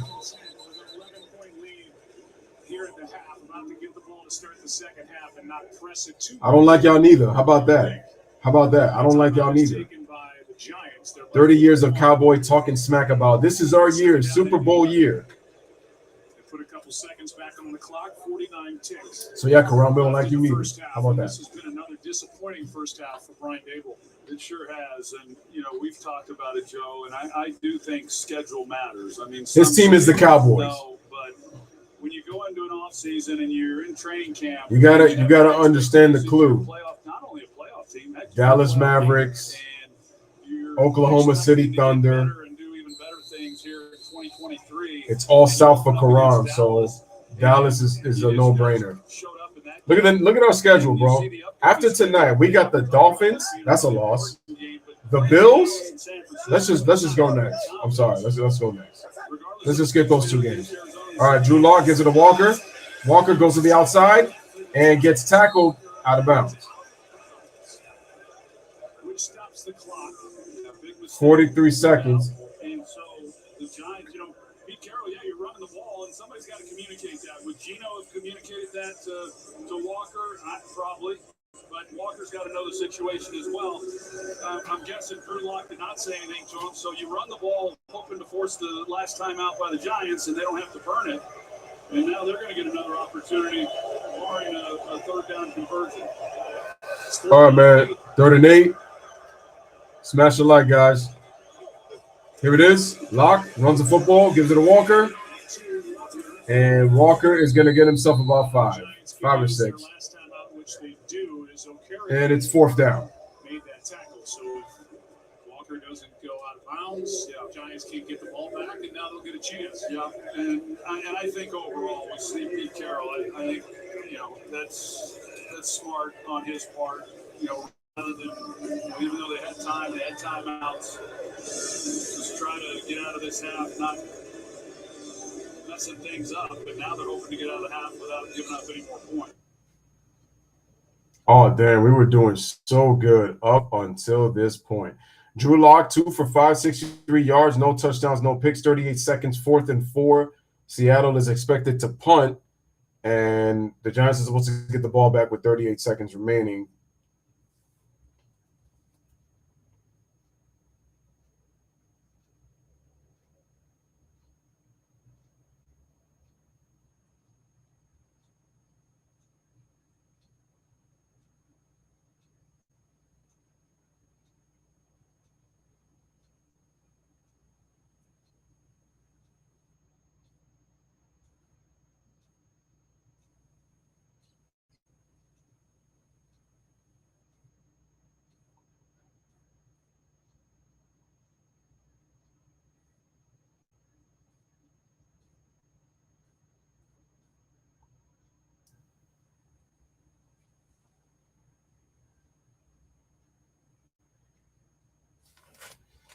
All right, let's switch links here to see. I'm going to go back here on the away, see if it works.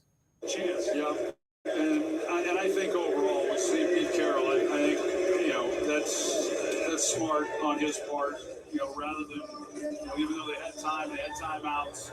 Just try to get out of this half, not messing things up. But now they're hoping to get out of the half without giving up any more points. Chance, yeah, and I think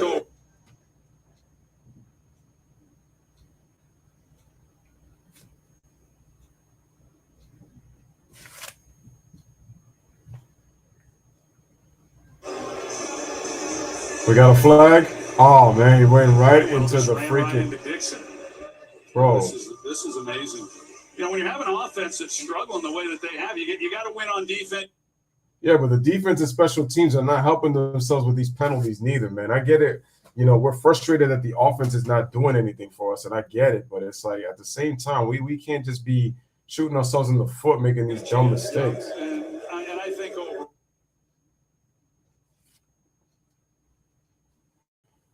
All right, man. 1st and 10. And they give it to Walker to the outside for a gain of like about 5 or 6 on the play. That'll be 2nd down.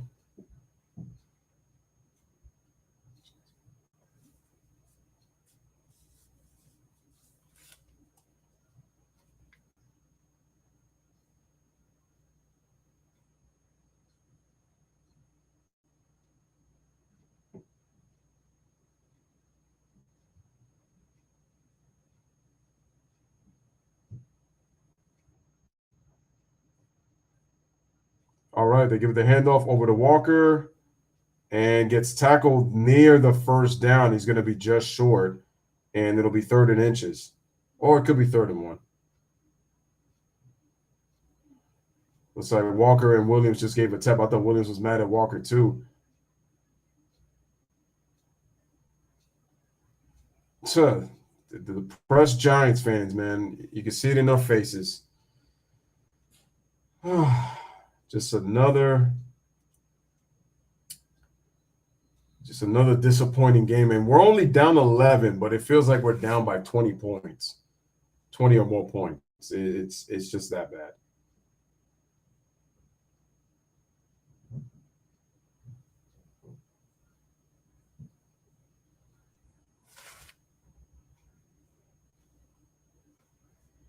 Line injuries as an excuse. Look at the 19 seconds remaining. They're moving the ball. Drew Lock gives it over to Walker. That is going to do it. And that's it. That's going to end the half. As a first down carry, there are no timeouts on the. And that's the end of the first, and that's going to end the first half, ladies and gentlemen. So another pitiful performance by the Giants offense. I mean, we looked good in probably maybe one or two drives, but they ended not great. And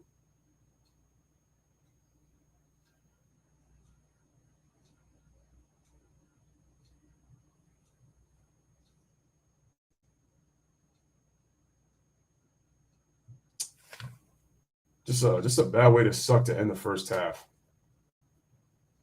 Get a chance, yeah, and I think overall. We're going to click on webcast again, and we're going to click on watch.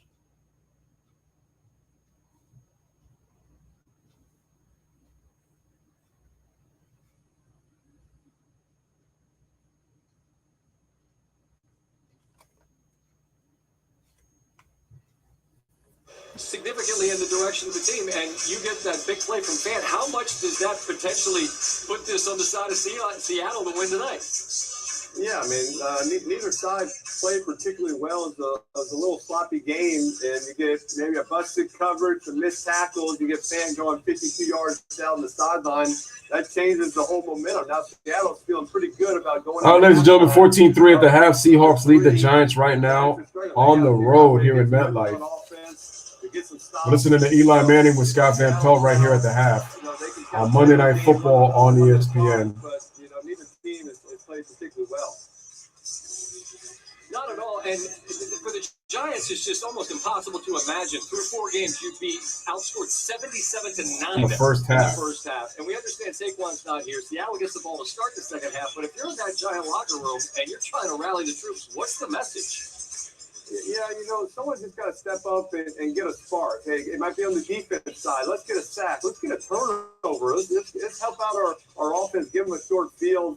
Let's find a way to get the ball down the field. Get a shot. Okay, Eli, let me stop you right there, man. I hate to say this and break it to you, but the thing is, the defense is doing all it can.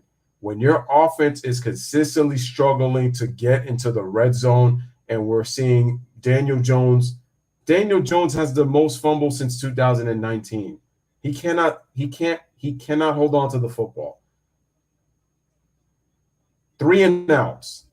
You're just wearing down your defense like that. The defense is going to be constantly on the field. I mean, it's easy for you to say get a spark on defense. The defense is doing what it can. They only allowed 14 points at the half. Yeah, there were 2 touchdowns, but it's like the offense keeps putting them in these positions. I don't care about Taylor Swift. It's like her and Aaron Rodgers got more airtime than the actual goddamn game. And Zach Wilson played well, but we're talking about Taylor Swift.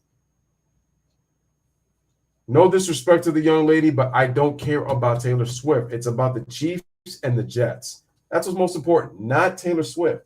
When did she become more important than football?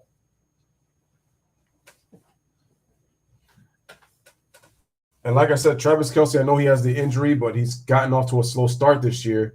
And, I mean, like it was mentioned already, I mean, the fact that he went over 2 quarters without nearly 3 quarters without touching a football, that's pretty odd. And Mahomes played like trash. Zach Wilson played him, but they're not going to talk about that. But what they're going to talk about is the interception that he threw to end the game. Fred Warner, great player. Christian Gonzalez, New England Patriots. Elijah Vera Tucker.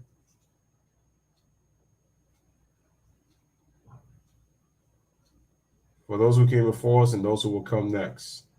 For the culture.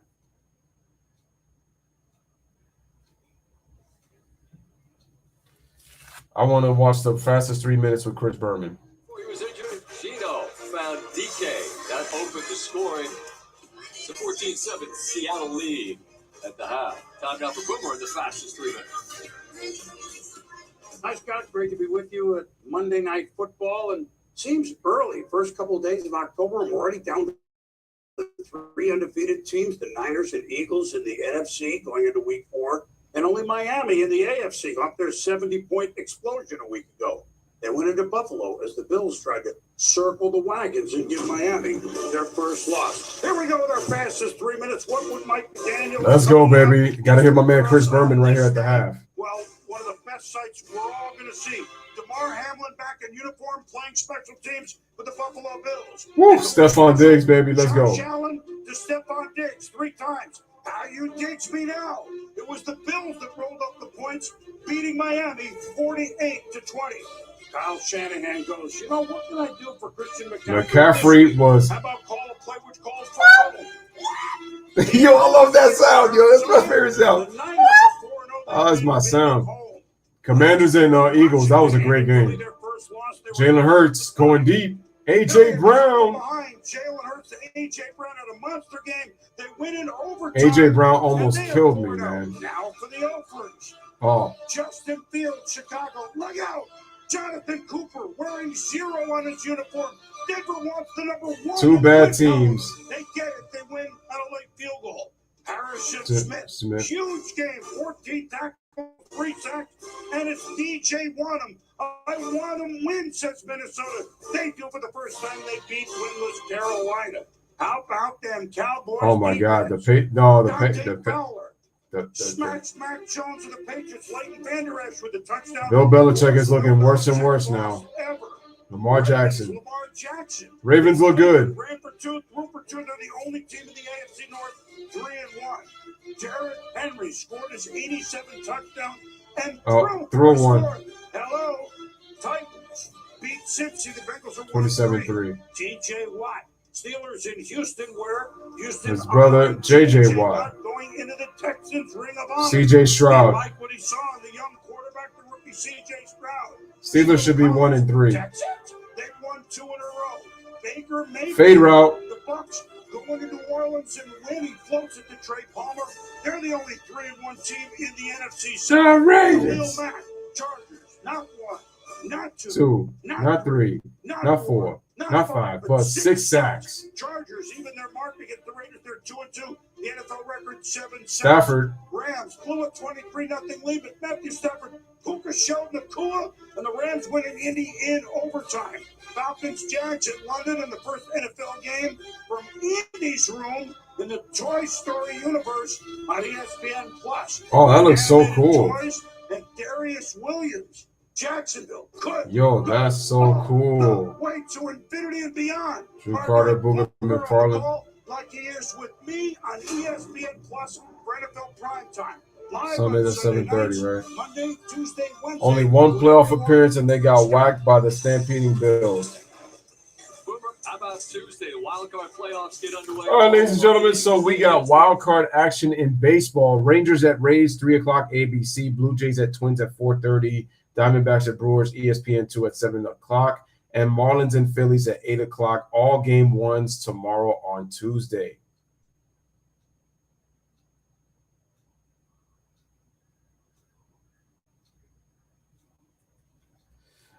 I think the Bucks, I would have said that they were a huge surprise. I'm going to say I'm just a little surprised just because they got Baker at quarterback. They still have the weapons on offense minus Gronkowski. The problem and minus Antonio Brown. It's just that the problem is you got Baker as quarterback, who, like I said, he's been absolute trash since he's been in the NFL. He's 3-1 right now, so he's playing well, but he's got weapons. And then he actually criticized the play calling in Cleveland, so he called them out recently on how terrible they call plays over there. And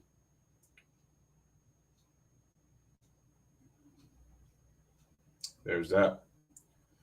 All right, ladies and gentlemen. So once again at halftime. So for our receiving yards, Daniel Jones, 14 out of 17. He's been efficient, but his fumble led to 6 points.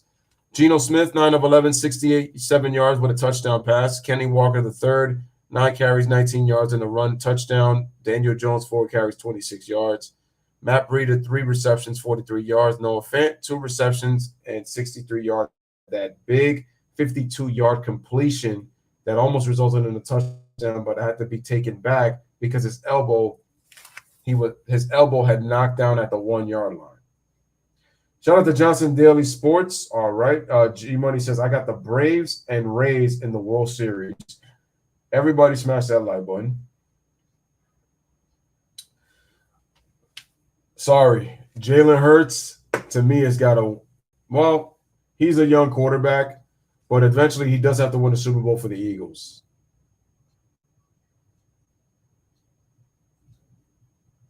But I do like Hurts a lot.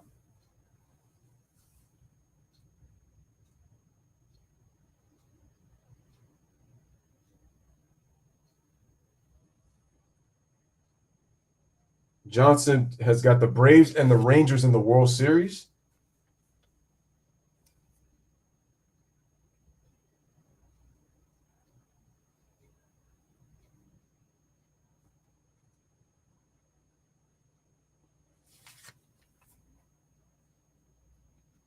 Why does my screen look like that? It's supposed to be 720.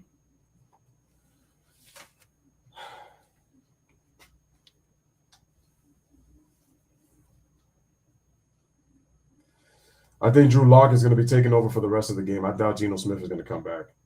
I doubt it. Shout out to Magic Man in the building. Go G-Man. As you already know, I'm saying the same thing. Go G-Man. That looked like Adam Pearce from the WWE.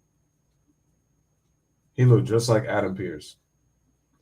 Anyway, hit that like button. Hit it. Hit that like button if you have not hit the like button right here.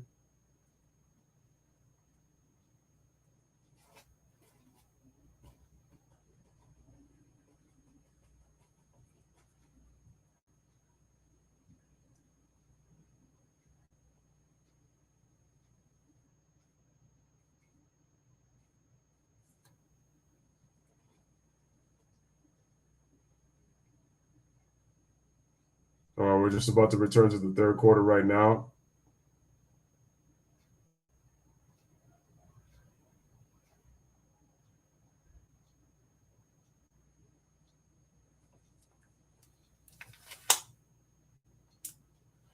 Like I said, that was to me another pitiful first half by the Giants.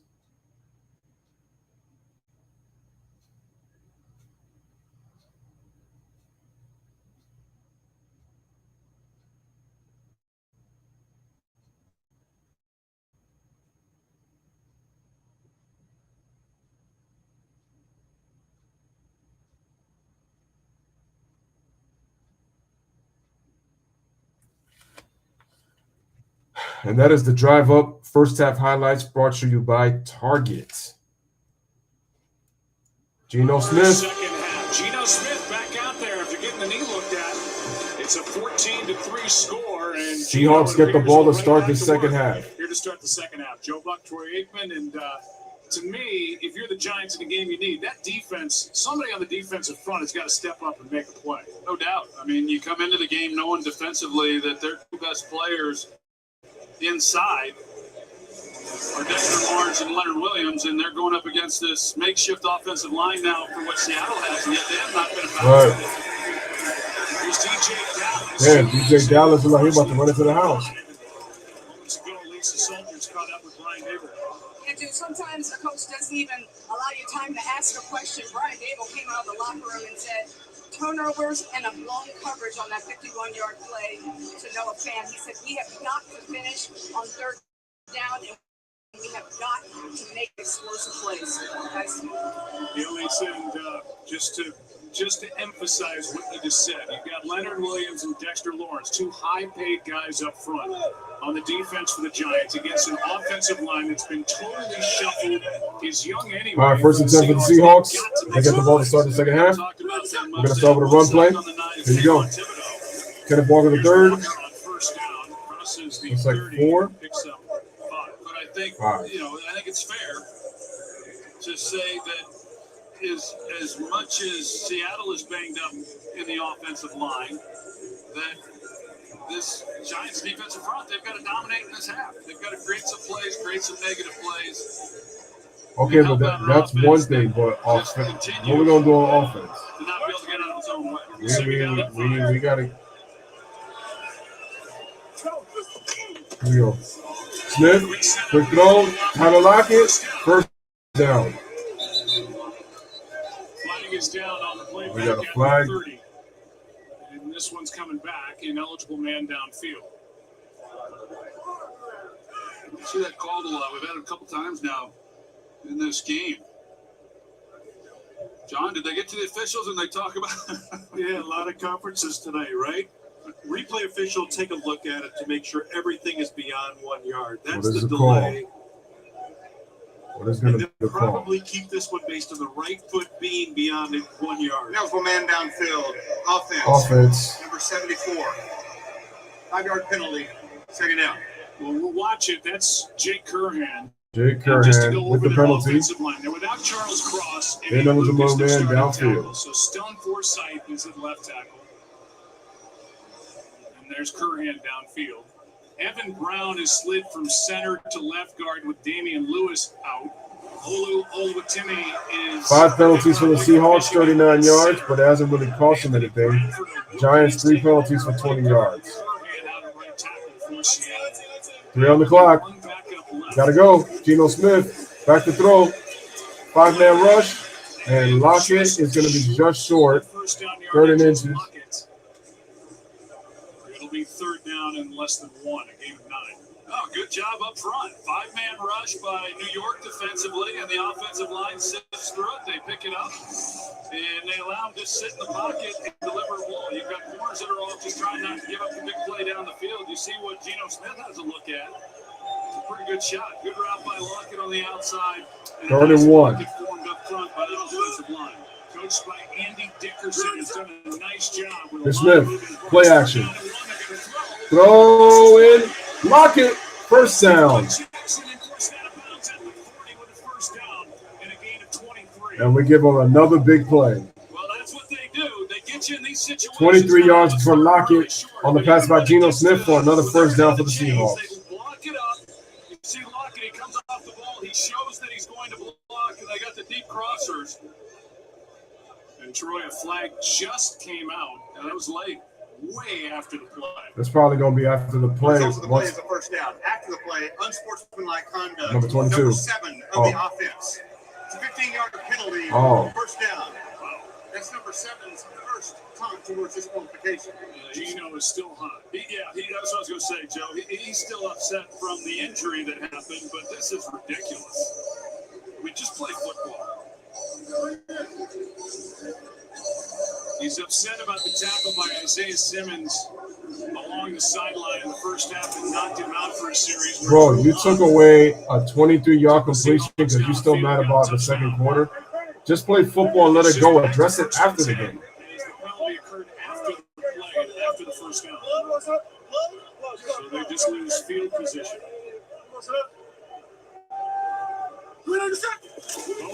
All right, toss, Walker, split, another split, and 15 yards for a first. 15-yard carry by Kenneth Walker.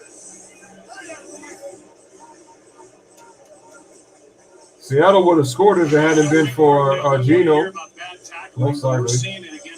Well, yeah, you're going to see these guys up front in the double teams and the push. And, I mean, it's really an excellent job. They go 3 tight ends. Yo, we can't tackle anybody. What in the world? But then inside with the double team, they're just pushing people around and running right down the middle of that front. Pretty much what we saw 11 days ago with San Francisco. Here's toss. Chardonnay on the right side. Another. No, bro. Just cutting right through this Giants defense. Another first down for the Seahawks. From UCLA, picks up 15. Yeah, I mean, you watch this defense, and I love Charbonnet. I love that pick. But watch this hole. And there's nobody that even gets a hand on him until he's to the third level. Jason Pinnock, who took over for Julian Love, overran it It's 3 straight plays of 15-plus yards for the Seahawks offense. So they're just going heavy 2 tight ends, 3 tight ends here, and running the football. All right, another toss. There's the play. There. It's Okereke with the play. Loss of 1 on the tackle by Bobby Okereke. Well, it's Zach Charbonnet. He's getting his carries now, and I know this kid very well. And he transferred from Michigan to UCLA, and he decided to stay after his first year and play last year for UCLA. And I said it then, somebody's going to get themselves a heck of a football player. Zach Charbonnet, second-round pick in 2023 draft, 2022 second team AP All-American. But this guy is going to be special for this Seattle team. Second down and 11. Geno thrown, pass caught by Lockett. Lockett's looking for a flag. Maybe a hand got up into the face mask, but no flag is thrown. Third down and short coming up after a gain of 9. And no pressure on Geno Smith. And whatever was said at halftime by Brian Dable doesn't look like it was heard. Kenny Walker stop short.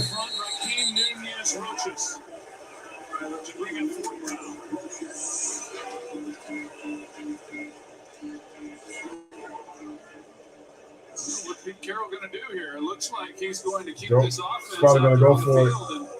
He wants to keep that defense on the field. Analytics would tell you up to 4th and 2. You should go 14-3 game. Here's a chance for the Giants defense. It's a chance for them to turn the tide. Can the Giants turn the tide? I mean, we need to stop. They just had a hard time doing. The crowd for the first time tonight is behind it. All right, play action. Roll right. Smith. Oh, turnover. Big play by the defense. And we got a flag, though. Smash the like button.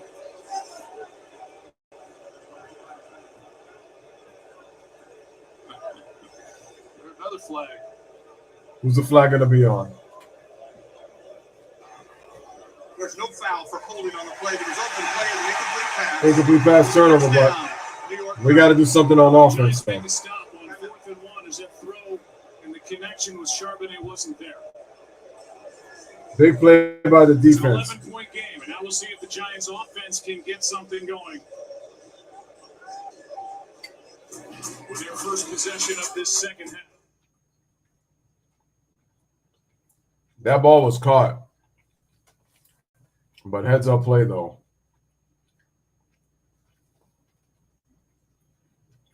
By the linebacker.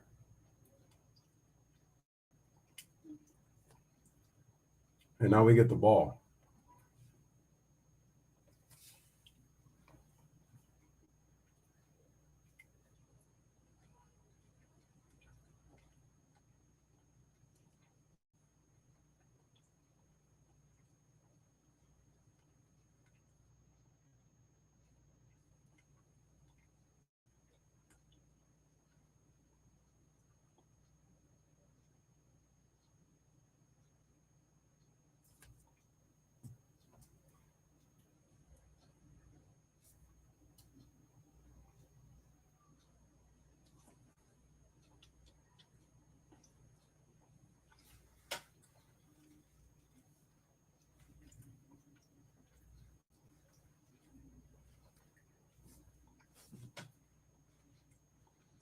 All right, folks, we're on commercial break. 9:03 remaining.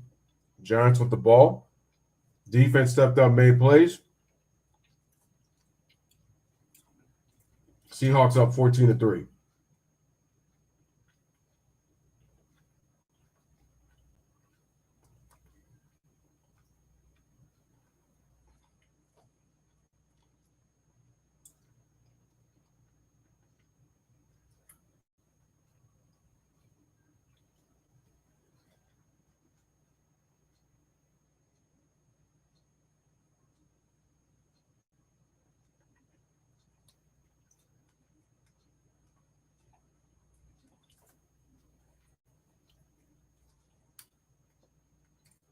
I got to say this about the Bills. if they want to change the narrative, the media's got to stop crowning these guys because they haven't won anything.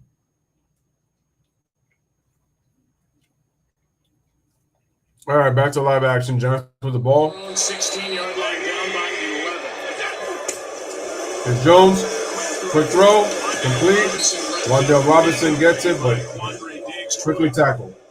The longest throw for Daniel Jones in the pocket, 7 yards in that first half.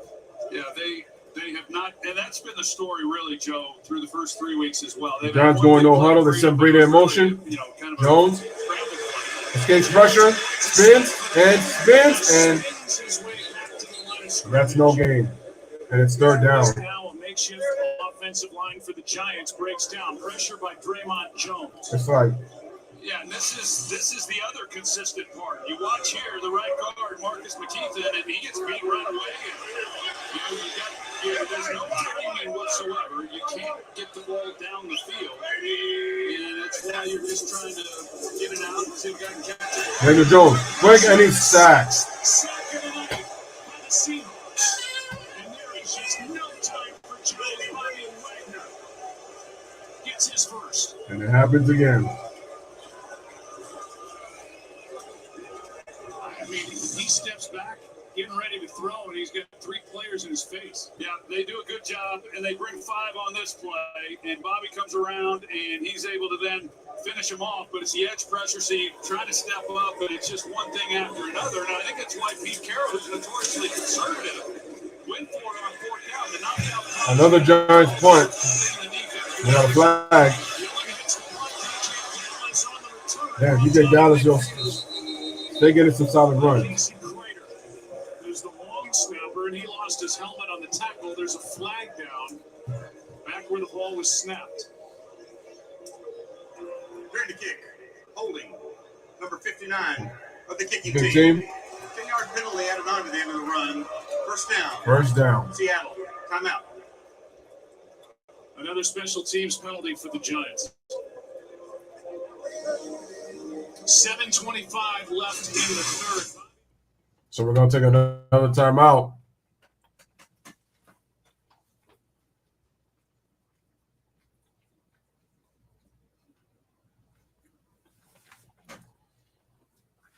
I mean, it's a no-brainer. Seahawks is winning this.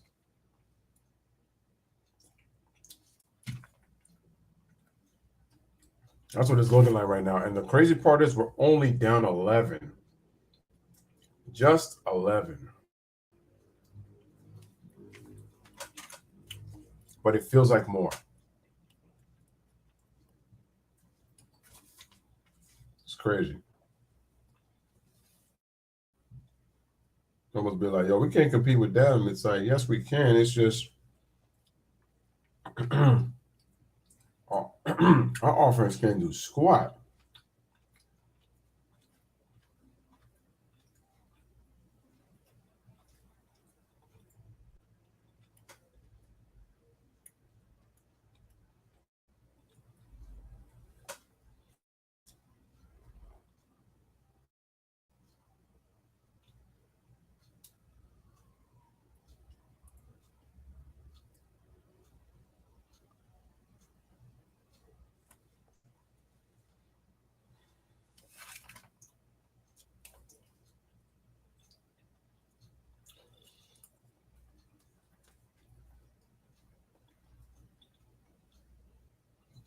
If we can't score,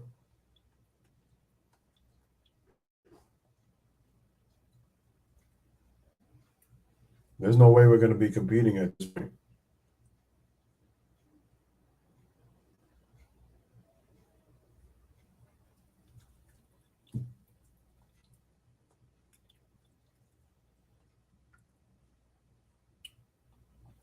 This has been so disappointing as a Giants fan.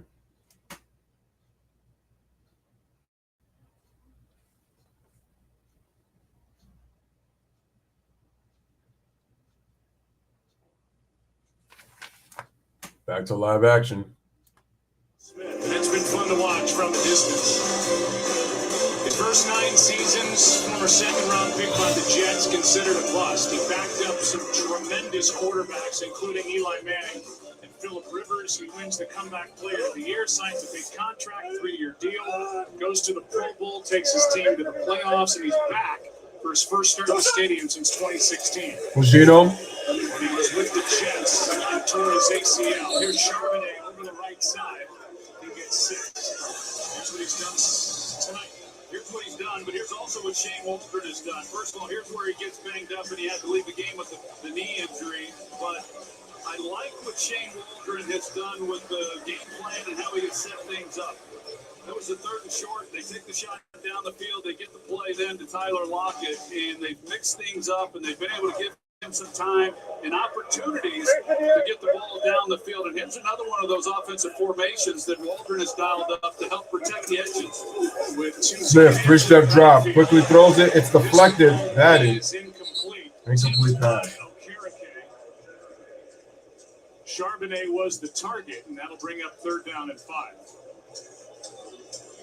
We'll show you some of the things that Waldron has done tonight. This play broke down, and Okereke got a hand on it. Meanwhile, it's 3rd down and 5.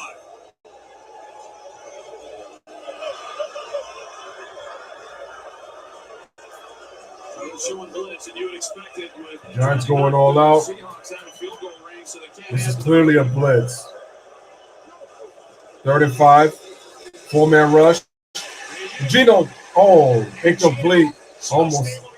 Almost got sacked. I feel like this is the first time we've really even gotten to Geno Smith all game. Geno Smith able to avoid a loss on the play with the incomplete pass. It's 4th.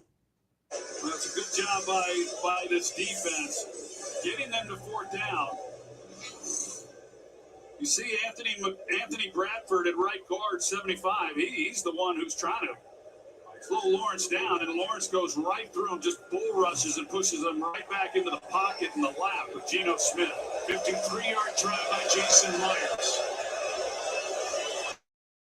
Here's the kick by Myers, and it's no good. No good.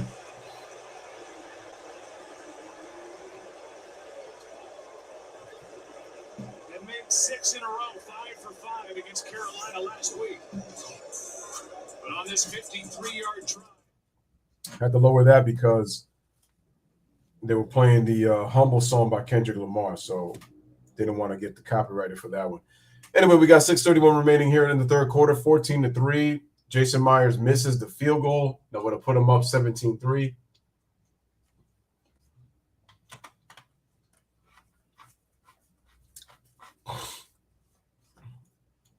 But can we please get something going on offense? We got to let the defense finally rest. The defense has made some plays in this game. It's just we cannot sustain good drives. We've only had 2 good drives, and in one of them we scored a field goal.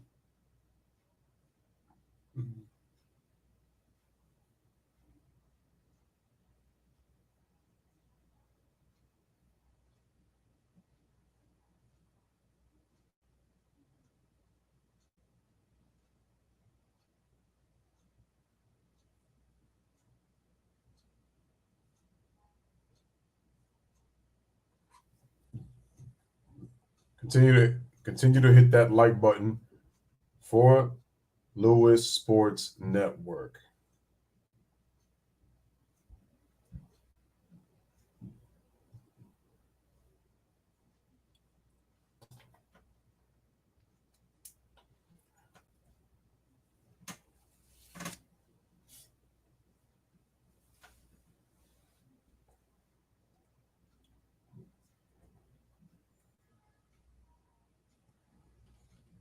John Fiorentino, inventor of MoonPod. Zero gravity microbeads. Eliminates back pain, stress, eliminates anxiety.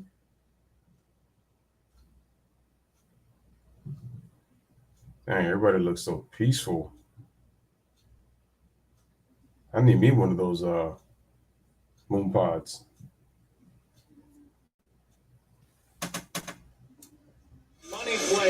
brought to you by Experian. Daniel Jones has been pressured 10 times tonight. Let's start with Devin Witherspoon coming off the slot, and everywhere else. It's one thing everywhere. if you're trying to protect one offensive lineman, but it's all of them. They've all been culprits, and it makes it difficult then. Where are you going to give some help? And it is all right, first and 10. Jones rolls right. Jones out to his right. Why is he waiting so long to get rid of the football? Incomplete. Just able to get rid of it, forced out of bounds by Devin Witherspoon. I mean, second and 10. Yeah, he's like a shark that just smells blood in the water. I mean, this guy is incredible. He's not played this Complete pass. Second down. until this game. And Daniel Jones made that a little tougher than it needed to be. Just get the ball out. That's what I'm saying. You got Witherspoon coming off the slot. He's been excellent. It's not an easy position to play for anybody, and yet here he is doing it for the first time and with great confidence. And he's been really good coming off the edge when he's blitzed. All right, Jones handoff. Flag looked like a face mask. What's going on the defense? Who forced a fumble earlier in the game. Personal foul. Face mask. Defense number 97. 15-yard penalty added on to the end of the run. Automatic. First down. So they get 15 yards on the penalty because of this. Well, that's a dangerous, too, when you got a running back coming through there running at full speed like he was, and Mario Edwards gets a hold of that face mask and totally yanks him around. And That is good to dangerous. see that he's okay, but, they get more yards added on, and a couple opportunities for Seattle. They bypass the First and 10 for the Giants. Giants stop them, and they miss the field goal, 6 points potentially. Seattle bringing the pressure. And gets about 1 yard. Second down. Such a great job by Cameron Young, just playing through the block and being able to be strong enough to get Daniel Jones to the ground. You see at the end of this play as Daniel Jones steps up, and right there, Cam Young, and he's one of those rookies that's gotten a fair amount of playing time and has done a nice job. No sack, but another hit on Jones, who's only got a yard. Rookie center. Ben Bredesen is taking over at center. Lemieux at guard. Second and 9. Jones, quick throw. Complete. And 2 yards short of the first. Hyatt for 7, forced out by Michael Jackson, brings up third down and a couple. And they get right to the line. They're trying to, get them with tempo right now. See if they can. Giants going up tempo here on 3rd and 2. In the shotgun. Jones fakes it. And he goes around and gets himself a first down.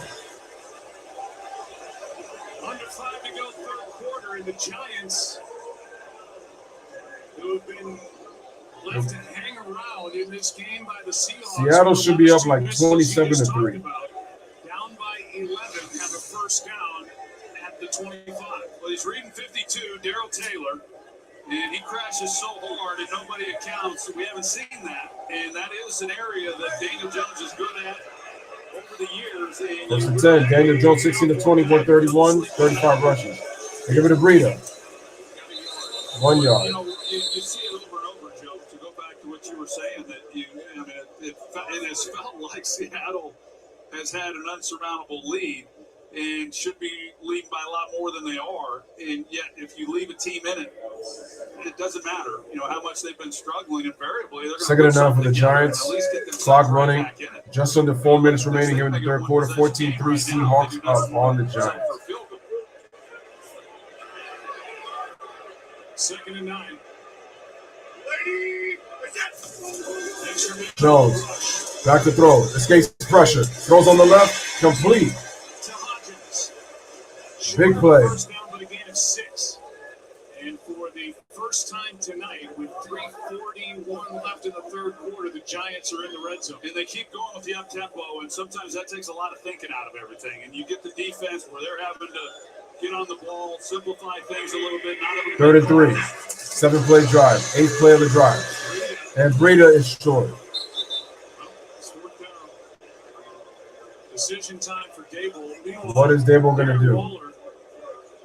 came in as their leading receiver with 12 catches, has been targeted one time, and that was during the second possession by the Giants.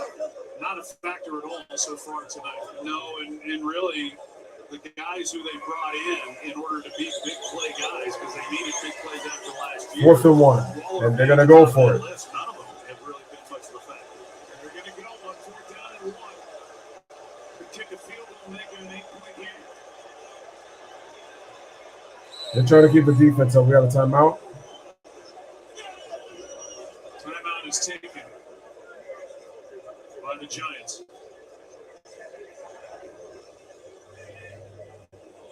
So the Giants take a timeout with 2:46 remaining in the third quarter. So with that, Daniel Jones over to the sideline, and we've seen no change of heart by Brian Dable next. Late night is back, thankfully. Their friend Jimmy Kimmel returns tonight, all new, live in front of a studio audience with guest Arnold Schwarzenegger and so much more. Jimmy Kimmel live, new tonight on ABC. You know, this is 4th and over a yard, and it is an interesting decision that Brian Dable has to make. Do you make this a one-possession game, or, you go for it on 4th? Let's see what the Giants do here. They're going to go for it. To not get the points, if they're short on this could be the dagger for the Giants. We got to score here. On one attempt on 4th down tonight, that was early. Move the pocket. Motion. Play action. Jones scrambles. Just run it. Just run it. Easy. First down. Thank you. Finally.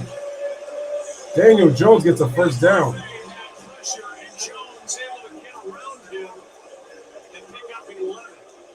It's a good job of getting him out of the pocket, and he sees open field, and finally Robinson, he was helping his quarterback out. Now, say what you want to about Daniel Jones, everyone has an opinion. He is one tough guy, because once he gets out, he doesn't just give himself up. He got first down. He gets a pretty good hit at the end of that play. First down for the Giants, but can they take advantage and score? First and goal. They give it to Breida. Wait, why did he keep it? Breida had a touchdown. In the third quarter, it's 2nd down and goal for the Giants, down by 11. Well, this is when you'd like Darren Waller. You'd like to split him out and let him, it's 6'6". He's a pretty tough. Here we go. 2nd and goal. In motion. Jones. Back to throw. And it's picked off. The rookie once again sheds a tackle from Daniel Jones. Pass midfield. And touchdown. Wow. Wow.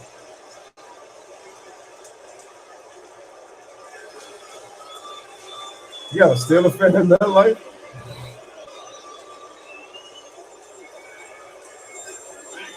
A 97-yard interception return for a touchdown. Oh, my God. It's such a great job. He's just one of those guys he just knows where the ball is. And there's Campbell. He's expecting him to hook up. He goes inside, opens it up then for Devin Witherspoon, and you're not going to catch him.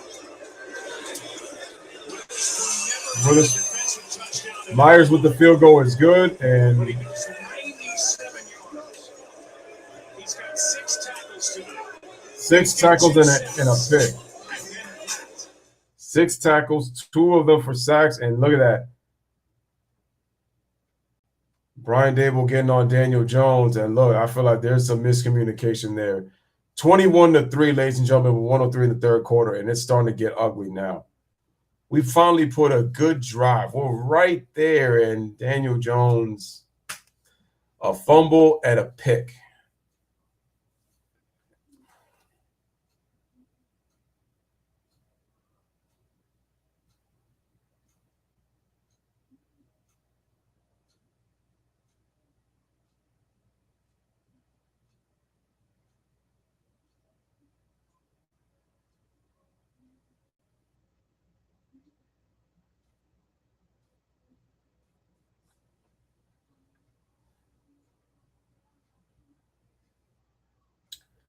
Yeah, man. So, guys, we're on a commercial break. 103 remaining, and it's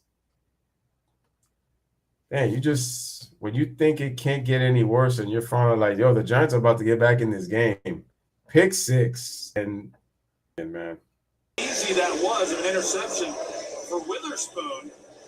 And then he, of course, returns it. Now, if you've got more time, you may have shot at Darren Waller in the corner of the end zone. But Pete Carroll, what I saw him coming into this game, and again tonight, playing a different position than one he has played and having the night that he has had. And you pair him just here.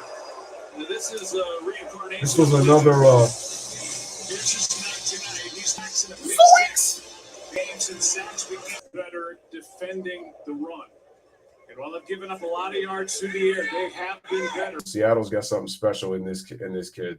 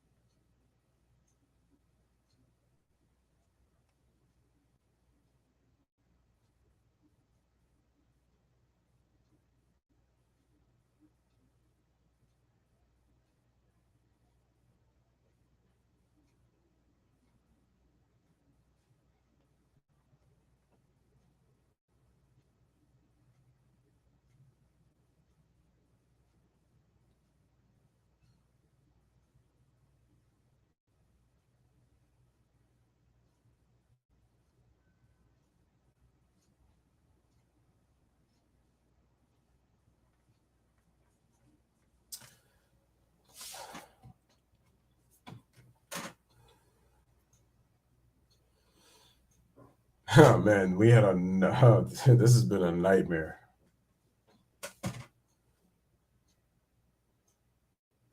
I won't be surprised if fans start coming in with bags over their heads, just to calibrate what kind of season we've had.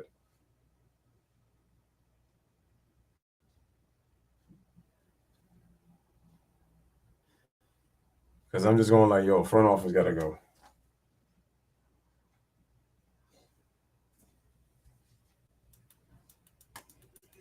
In the early part of October, so much rain up here the previous week, but it is ideal. However, the Giants fans who have made the trip Man, Daniel Jones with another pick to the six. stadium tonight, they're not seeing much from their team. Down by 18 with 15 minutes to go. Can we see some play action? Oh, he got it out fast, but Rita trying to do something, gets him out the 2. And it'll be third down. During the break, you talked about Brian Dable. He told us, I'm the guy that's always fired up, trying to get Daniel Jones fired up, and he just tosses that Surface tablet down on the bench out of frustration. I think that Reed, either he comes to Wan'Dale Robinson on the outside, or he's got Waller to the corner, and I think that was the read. Pump fake and deflected, 3rd and 5.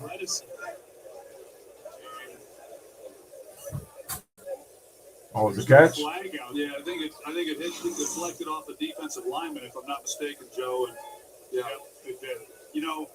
One of the things that I think Pete Carroll's going to have to make a decision on, we talked about how they're without their 2 nickels, and that's why Witherspoon's playing in the slot. He's been so effective around the ball. Awesome. 4th and 5. They're going 4th and 4th. And Wan'Dale Robinson gets a completion. First down for the Giants. A gain of 6 and a first down. They are glad to have him back. It goes back. I mean, when you look at I know Daniel Jones has to make better decisions when you have that interception return for a touchdown, but at the end of the day, they have no chance on offense if they don't get better in the offensive line. Daniel Jones rolls, escape, gets away. No, Daniel Jones gets away, and first down. This is coming back. That's going to be a hold. The worst part of this for Seattle is Jaron Reed, who's been bothered by bad quad and a groin, is down. He's been playing great. Offense. Number 68. 10-yard penalty. First down. Edison yelling at himself. for the Giants, you talk about the offensive line. They're without Andrew Thomas. They've had to shuffle up front, and the Seahawks have taken full advantage of that. We'll take a break. 13:22 left.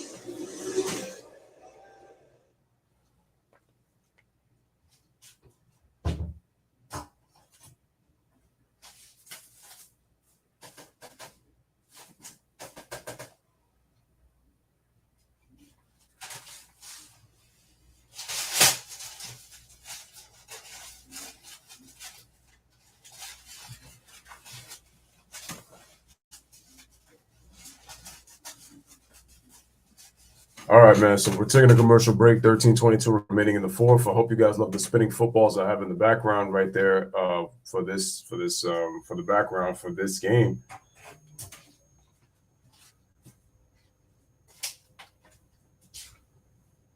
I want to say tonight, I'll probably say we put on 3 good drives. Just 3.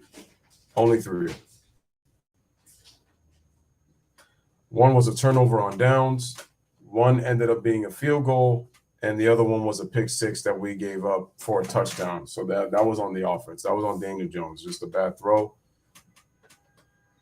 And we find ourselves down by 18.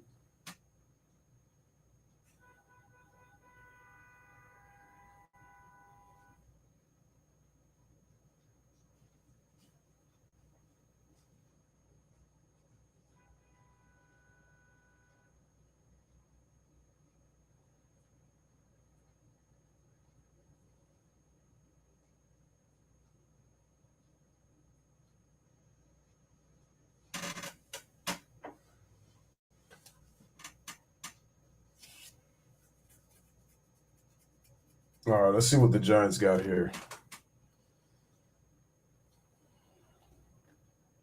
This has been a straight-up disaster.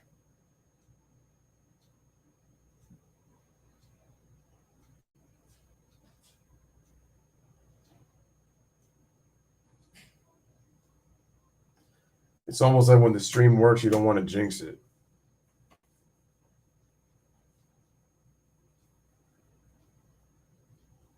All right, back to live action, 13:22 remaining. Second round pick in 2016, played with the Seahawks through 2020, and was with Kansas City, then Green Bay last year. He's back. They're happy to have him. He's been playing great. First and 20.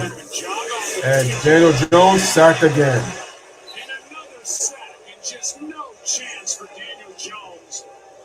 Draymond Jones was in there as well, and Bobby Wagner was just waiting there for Daniel Jones to run right to him. This is a feeding frenzy, and there's Wagner, but Draymond Jones, like you said, Joe, in the middle, number 55. They totally let him go. So that's who Jones is. Second and 28. Jones, quick throw. Sterling Shepard. Damn, I haven't heard that name in a long time. And it's third down. Bring up third down and forever. The other part of this is it's not like the Giants haven't invested in offensive linemen. They drafted 5 linemen in the first 3 rounds over the last 4 years, which is more than any team in football. I mean, they've been trying to build this offensive line for years, the offensive and they line haven't been able to do it. can't pass protect. He's been under more pressure than any other quarterback since he came into this league. They can't run block neither. Daniel Jones, and he's sacked again.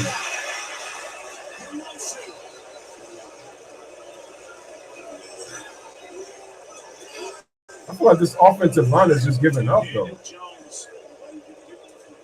mean, I don't know what else, as you said, he's not allowed to do anything back there because he just has absolutely no time. As Izudu was just run right by Uchenna Nwosu. Bro, this offensive line, it's like the effort to pass protect is just. Against the Philadelphia Eagles back in 1991, and this feels much worse. I mean, this is crazy. Here's a fair catch. Yeah. Ties for the most for Daniel Jones. Ties for the most under Pete.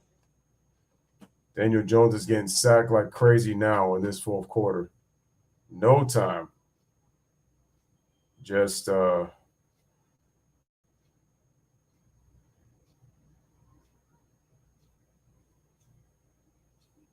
The whole front off. Wait, what happened?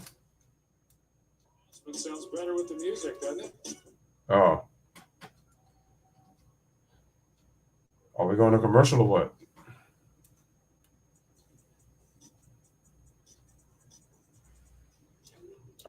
I'm sorry, but the offensive line has been absolute garbage. Just no effort to pass protect at all.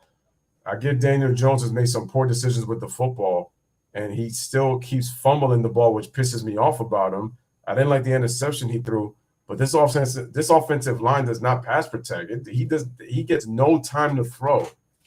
So ain't no way he can see the field. No way. He has no time to read the defense. None.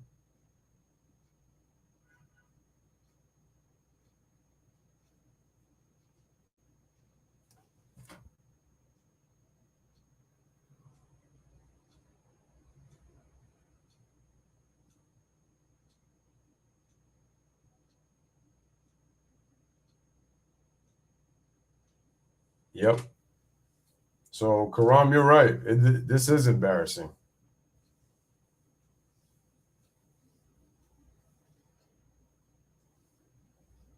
I mean, I feel like the game is already over, but, just for insurance, I know Geno Smith and them boys are going to try to cash in an extra 7 points to just pretty much end it because we're not doing anything.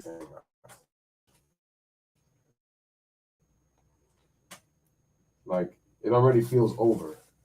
And we still have, 11-20 remaining in this game?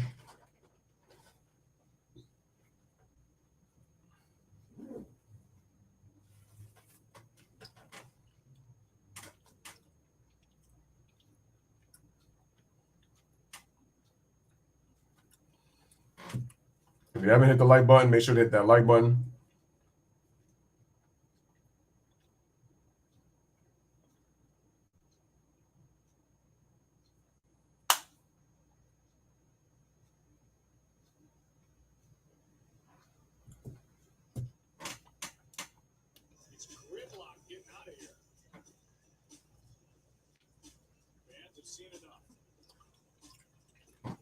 They're exiting the game.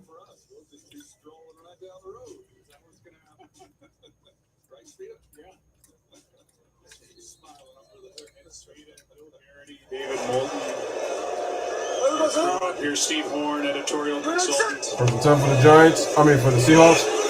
Play action. Geno Smith on the move. Jackson Complete. Smith in Jigba for the catch. We're talking about Shane Waldron and some of the things that he's done creatively, offensively, to really help make up for some of the problems that they've had in the offensive line and the guys that they have that aren't playing. And it's been pretty good. Here's Two tight end sets. You see how they secure the edges, but coming into this game, they really helped out these tackles, and then it allows them to be able to hold the ball, clean pocket, get the ball down the field, and you see it over and over. And Geno Smith has been really effective last year and this year with the play action game, and they do that a lot. Play action. Geno rolls left, wide open. Is the tight end Parkinson downfield. It'll be third down, and there is Shane Waldron, his third season as the He overthrew that pass. He's got two good young running backs. He's got Geno Smith coming off a Pro Bowl year. They're showing off their depth at the offensive line. He's got tight ends that are good. Great combination at receiver with Lockett and DK Metcalf with the rookie mixed in Jackson Smith and Jigba. A lot to like. They are winning while they're transitioning to a younger team. That is hard to do. Geno. Complete. Incomplete. You mentioned what they were able to do last year. Joe, we had them early. And coming into this season last year, after they made the trade of Russell Wilson, nobody, and I mean nobody, thought that the Seattle Seahawks would win 4 games. And yet they put it together. They go 9-8 last year. They're a playoff team, and they had a great draft. I think, he's had a lot of great years as a coach in this league. I think you can make the argument that last year was his best job. Just terrific. And I don't think he got enough consideration for Coach of the Year. Dable got it. and he deserved it. But I think Pete Carroll should have gotten more consideration. Well, here's a good point by Dixon, and that's nothing new.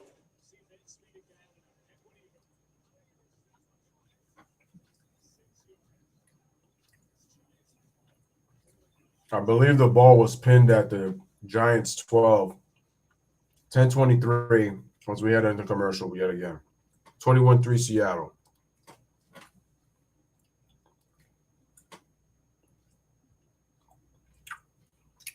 Get them dudes out of here, bro.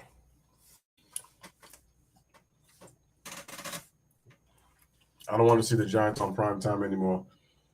But because it's New York / New Jersey, we know they're going to have them on TV.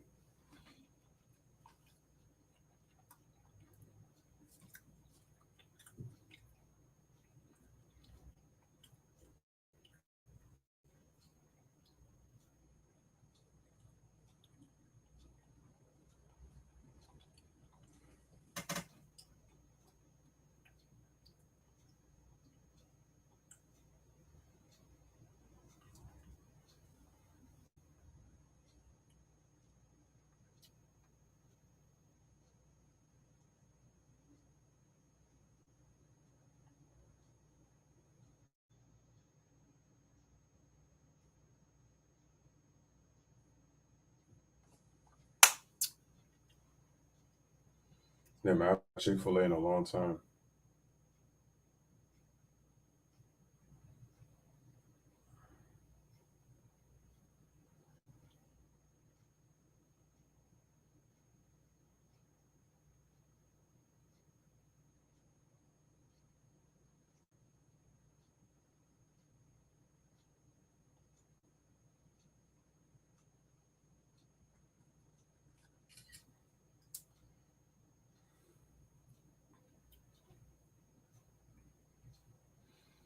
Are they showing all of ESPN?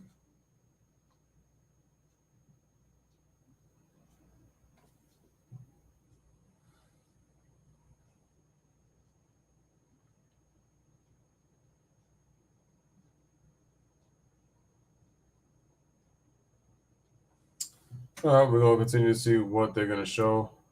And no answers on the offensive line.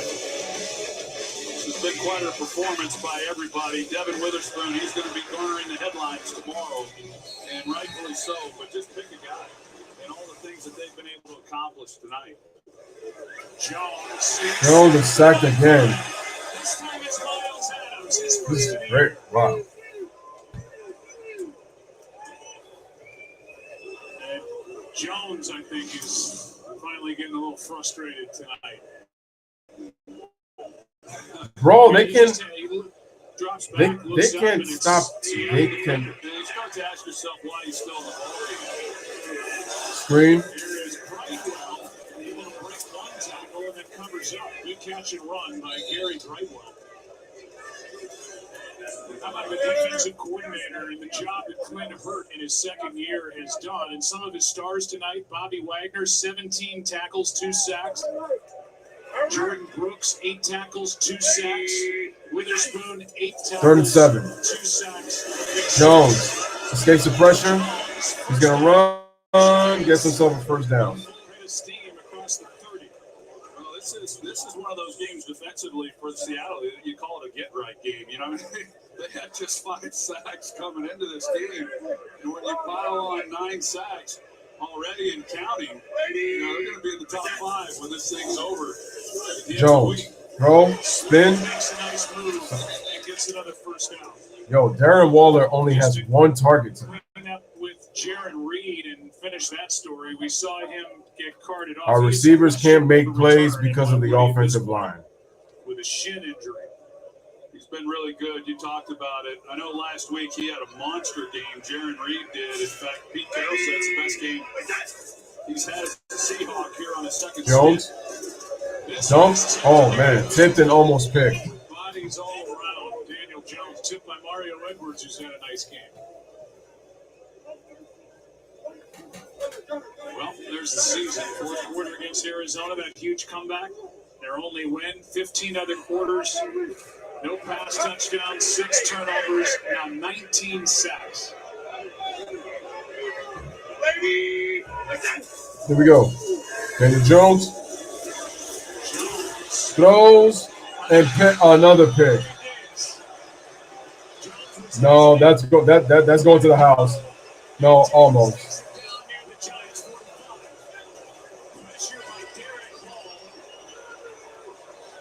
Damn. And the fans are leaving. As it can be, a 20-yard return by Quandre Diggs, his first interception of the season. Second pick of the game by Jones. Well, everybody's going to see the interception, and immediately that then gets put on the quarterback. But Daniel Jones is hanging in this pocket, and you're going to see Paris Campbell come in from over here. And Jones has to wait on it because Bobby Wagner's right in the throwing lane. And he's waiting on him to get over there, and now he's going to turn it loose because he's under pressure as well. And the pressure is what then affects it. Can he anticipate a little bit better? There's no question that he can do that. But just a tough situation. Every time they try to get a big play down the field, they're not able to hold the ball like they would like to. Just a tough combination. That's only his second attempt. 10 more yards downfield tonight. I mean, that's hard to wrap your head around. Well, when I watch him, in addition to this is the obvious. In addition to the problems that they have on the offensive line, when I watch these receivers, Joe, they've got some speed, but they don't run. They don't go full speed to where at least. I feel like the route running isn't to me as good as it should be. Down the field and run your 4.340 that you run. We're so fast, but we can't run routes real well. There was a lot to clean up, I thought, coming into this game for this offense, and they had 11 days. Coming off of that Thursday game against San Francisco, and we look awful. Walker, wide open. Oh, it's over. Oh my God.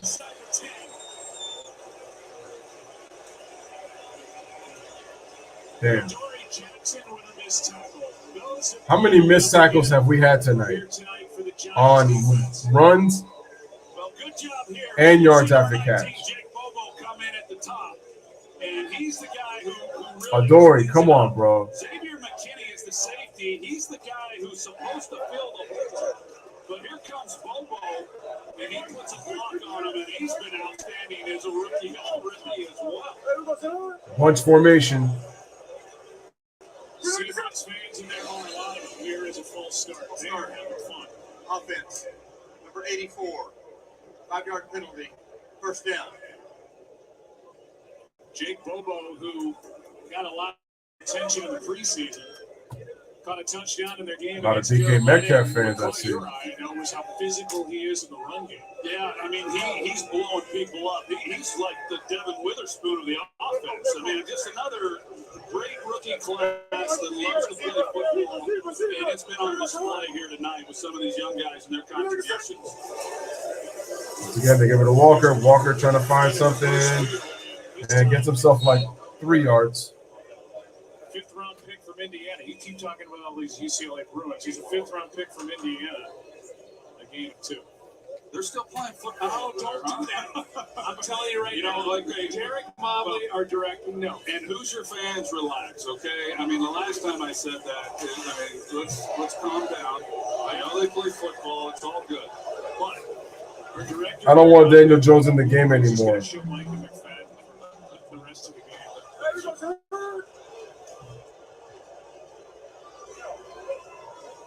I think the last time I said it was about Indiana, so it was.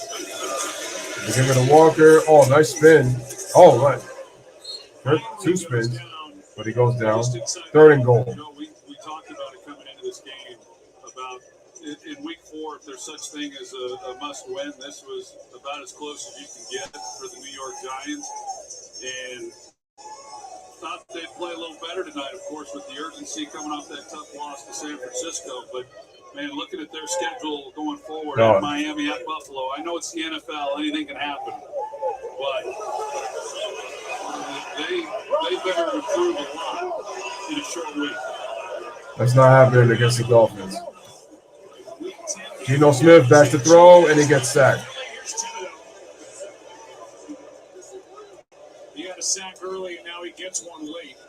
Kind of the same move that he ran earlier in this ball game when he got the earlier sack. That he got Curhan moving up the field, then he comes underneath him. Good job. Number 5 right there at the bottom. Boy, they need him to get going. They got Azeez Ojulari back. 5:07 remaining here in the fourth quarter. 21-3. No Saquon tonight. Toledo's got both sacks tonight for the Giants. We got 4th and goal.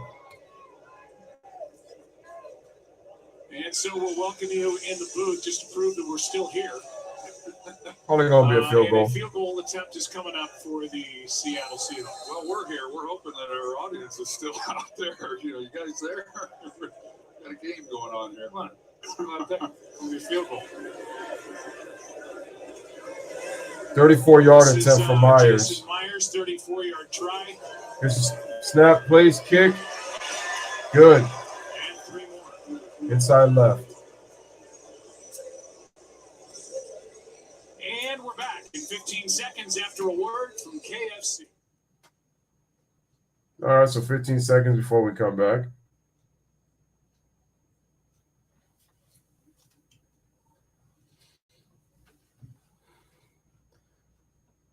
And it's like, maybe we should get ourselves an easy opponent. No, we got the Dolphins and the Bills the next 2 weeks.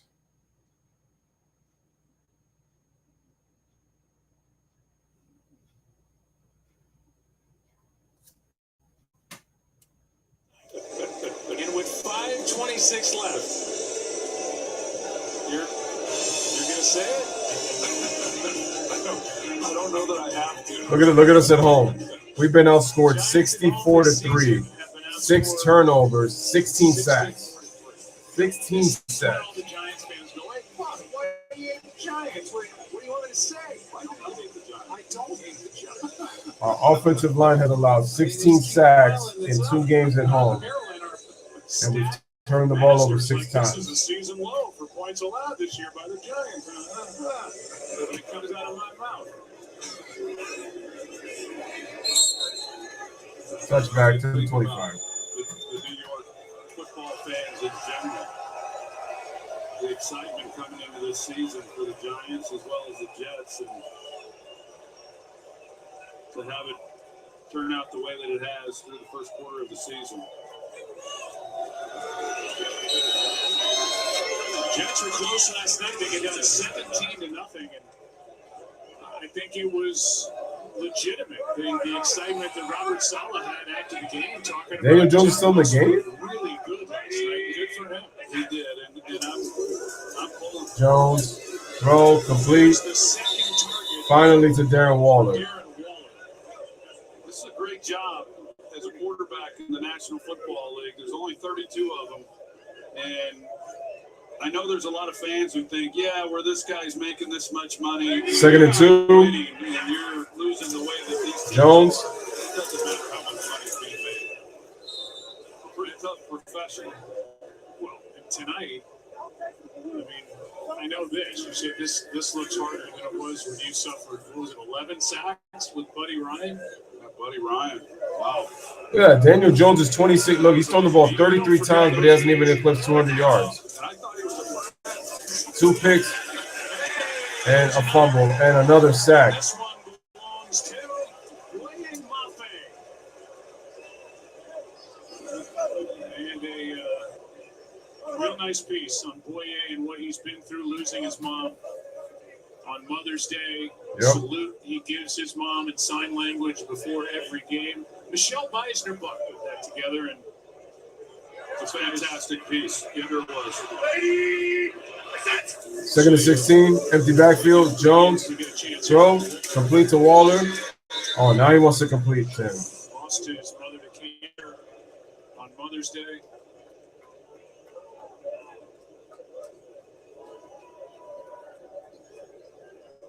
And signs "I love you" to his mom. I thought it was interesting talking to Pete Carroll. Says he's the most improved player on the team. He did some good things last year, but that is right. Jones with time to throw for the first time ever, and Jones goes to the outside. 3rd and 8, out of bounds, short. First down yardage. Picture of Boye with his mother Bola. Yeah, Pete Carroll's excited about this young man, and rightly so. He's big. He's 6'4", 261, second-round pick from Minnesota. But you mentioned, Pete told us he's the most improved second-year guy on this team. And there's some second season from Minnesota. With this roster, which comes from the deal that they made in large part. Jones loses the football again. Iwosu gets there again. And a turnover on downs by this Giants offense. Giants offense. Seattle will take over with 3.5 to go. And that man, Clint Hurd, has got to be absolutely thrilled. And this is a nightmare for Daniel Jones, like Kafka and Brian Dable. I do marvel how Daniel Jones maintains his composure. I know there's former teammates of mine watching this broadcast right now. Bring out the paper bags, man. That looked a whole lot different if you'd been playing. So, were you happy they played against Buddy Ryan? It's over. Here's Walker. What do we have here? Deshaun Robinson couldn't bring him down. A loss of 4 on the play. Notable week 4 performances. This is us. Khalil Mack, 6 sacks. Cowboys defense, 2 defensive touchdowns and 38-3 win. With 5 total touchdowns, they've just been on a heater on offense with the Bills the last 3 games. A.J. Brown, since that sideline discussion, whether coincidence or not, seems to work, says the former quarterback. I'm going to say what was impressive was Josh Allen and A.J. Brown. Cowboys at home over the Patriots, and I didn't read the graphic fast enough. Between the two, I go with Josh Allen. Khalil Mack with 6 sacks. At home against the Dallas Cowboys, who put a licking on the Patriots. Yeah, and what a game. What a game that is going to be next Sunday night. When you're talking about the Cowboys and the 49ers, a rematch of the last couple of playoff games. 49ers knocking the Cowboys out. But that's going to be, very well could be what I think some of the games were back when I was playing. It comes down then to kind of settling who's going to have home field advantage. Cowboys and 49ers next Sunday. Regular season game is going to determine that. Of course, Philadelphia's got a lot to say about that as well. But a lot of implications on the line, I think, that when the playoff picture shapes up, based on what happens in this ball game. Lock in the ball game. We're at the 2-minute warning. 2-minute warning. Won 14 straight regular season. And it's like, this game is pretty much over. I'm just going to wait till it gets to the 3-hour mark. And we are going to call it quits for tonight. Total domination by the Seahawks defense. Poor offense on our part.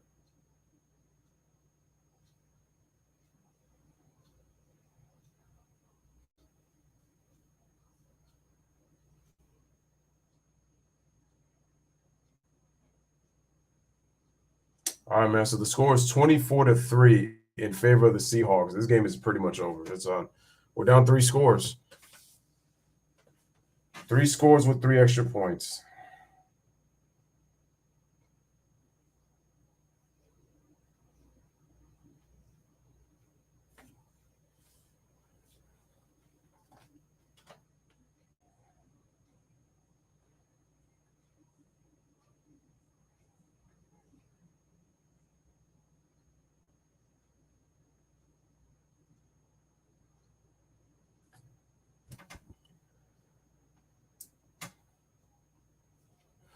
It's almost like, why even bother?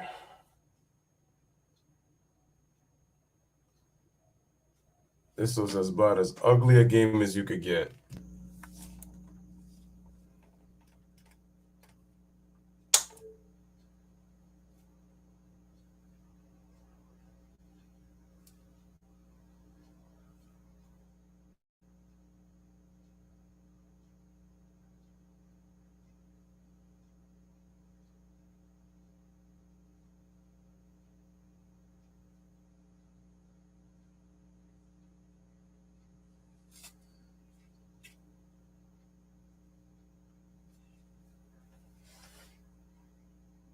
I mean, there's no way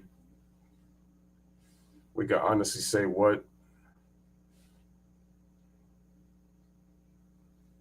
how this game is going to end.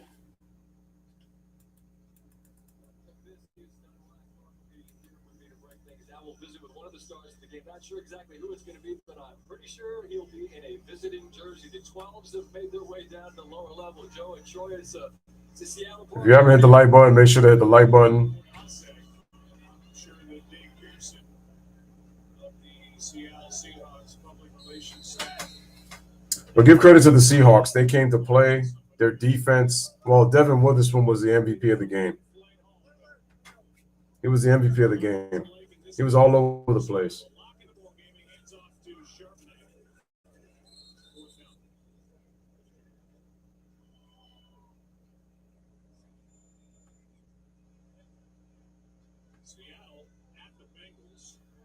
At the Bengals, Cardinals, Browns, Ravens, Commanders.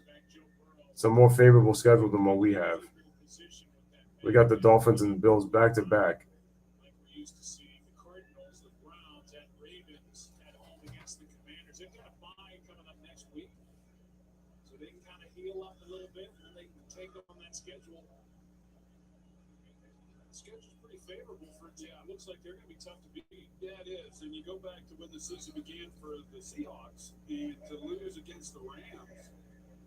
You know, nobody expected that. Rams have impressed me with what they've been able to do. You know, more competitive and done more things than what a lot of people thought they might. But to be able to come back against, well, ladies and gentlemen, Detroit Lions team on the road. This is going to be a 24-3 Seattle Seahawks win over the Giants. Giants only put up 3 points at home. We've been outscored 64-3 in both games at home. We didn't score in the first game against the Cowboys. 6 turnovers,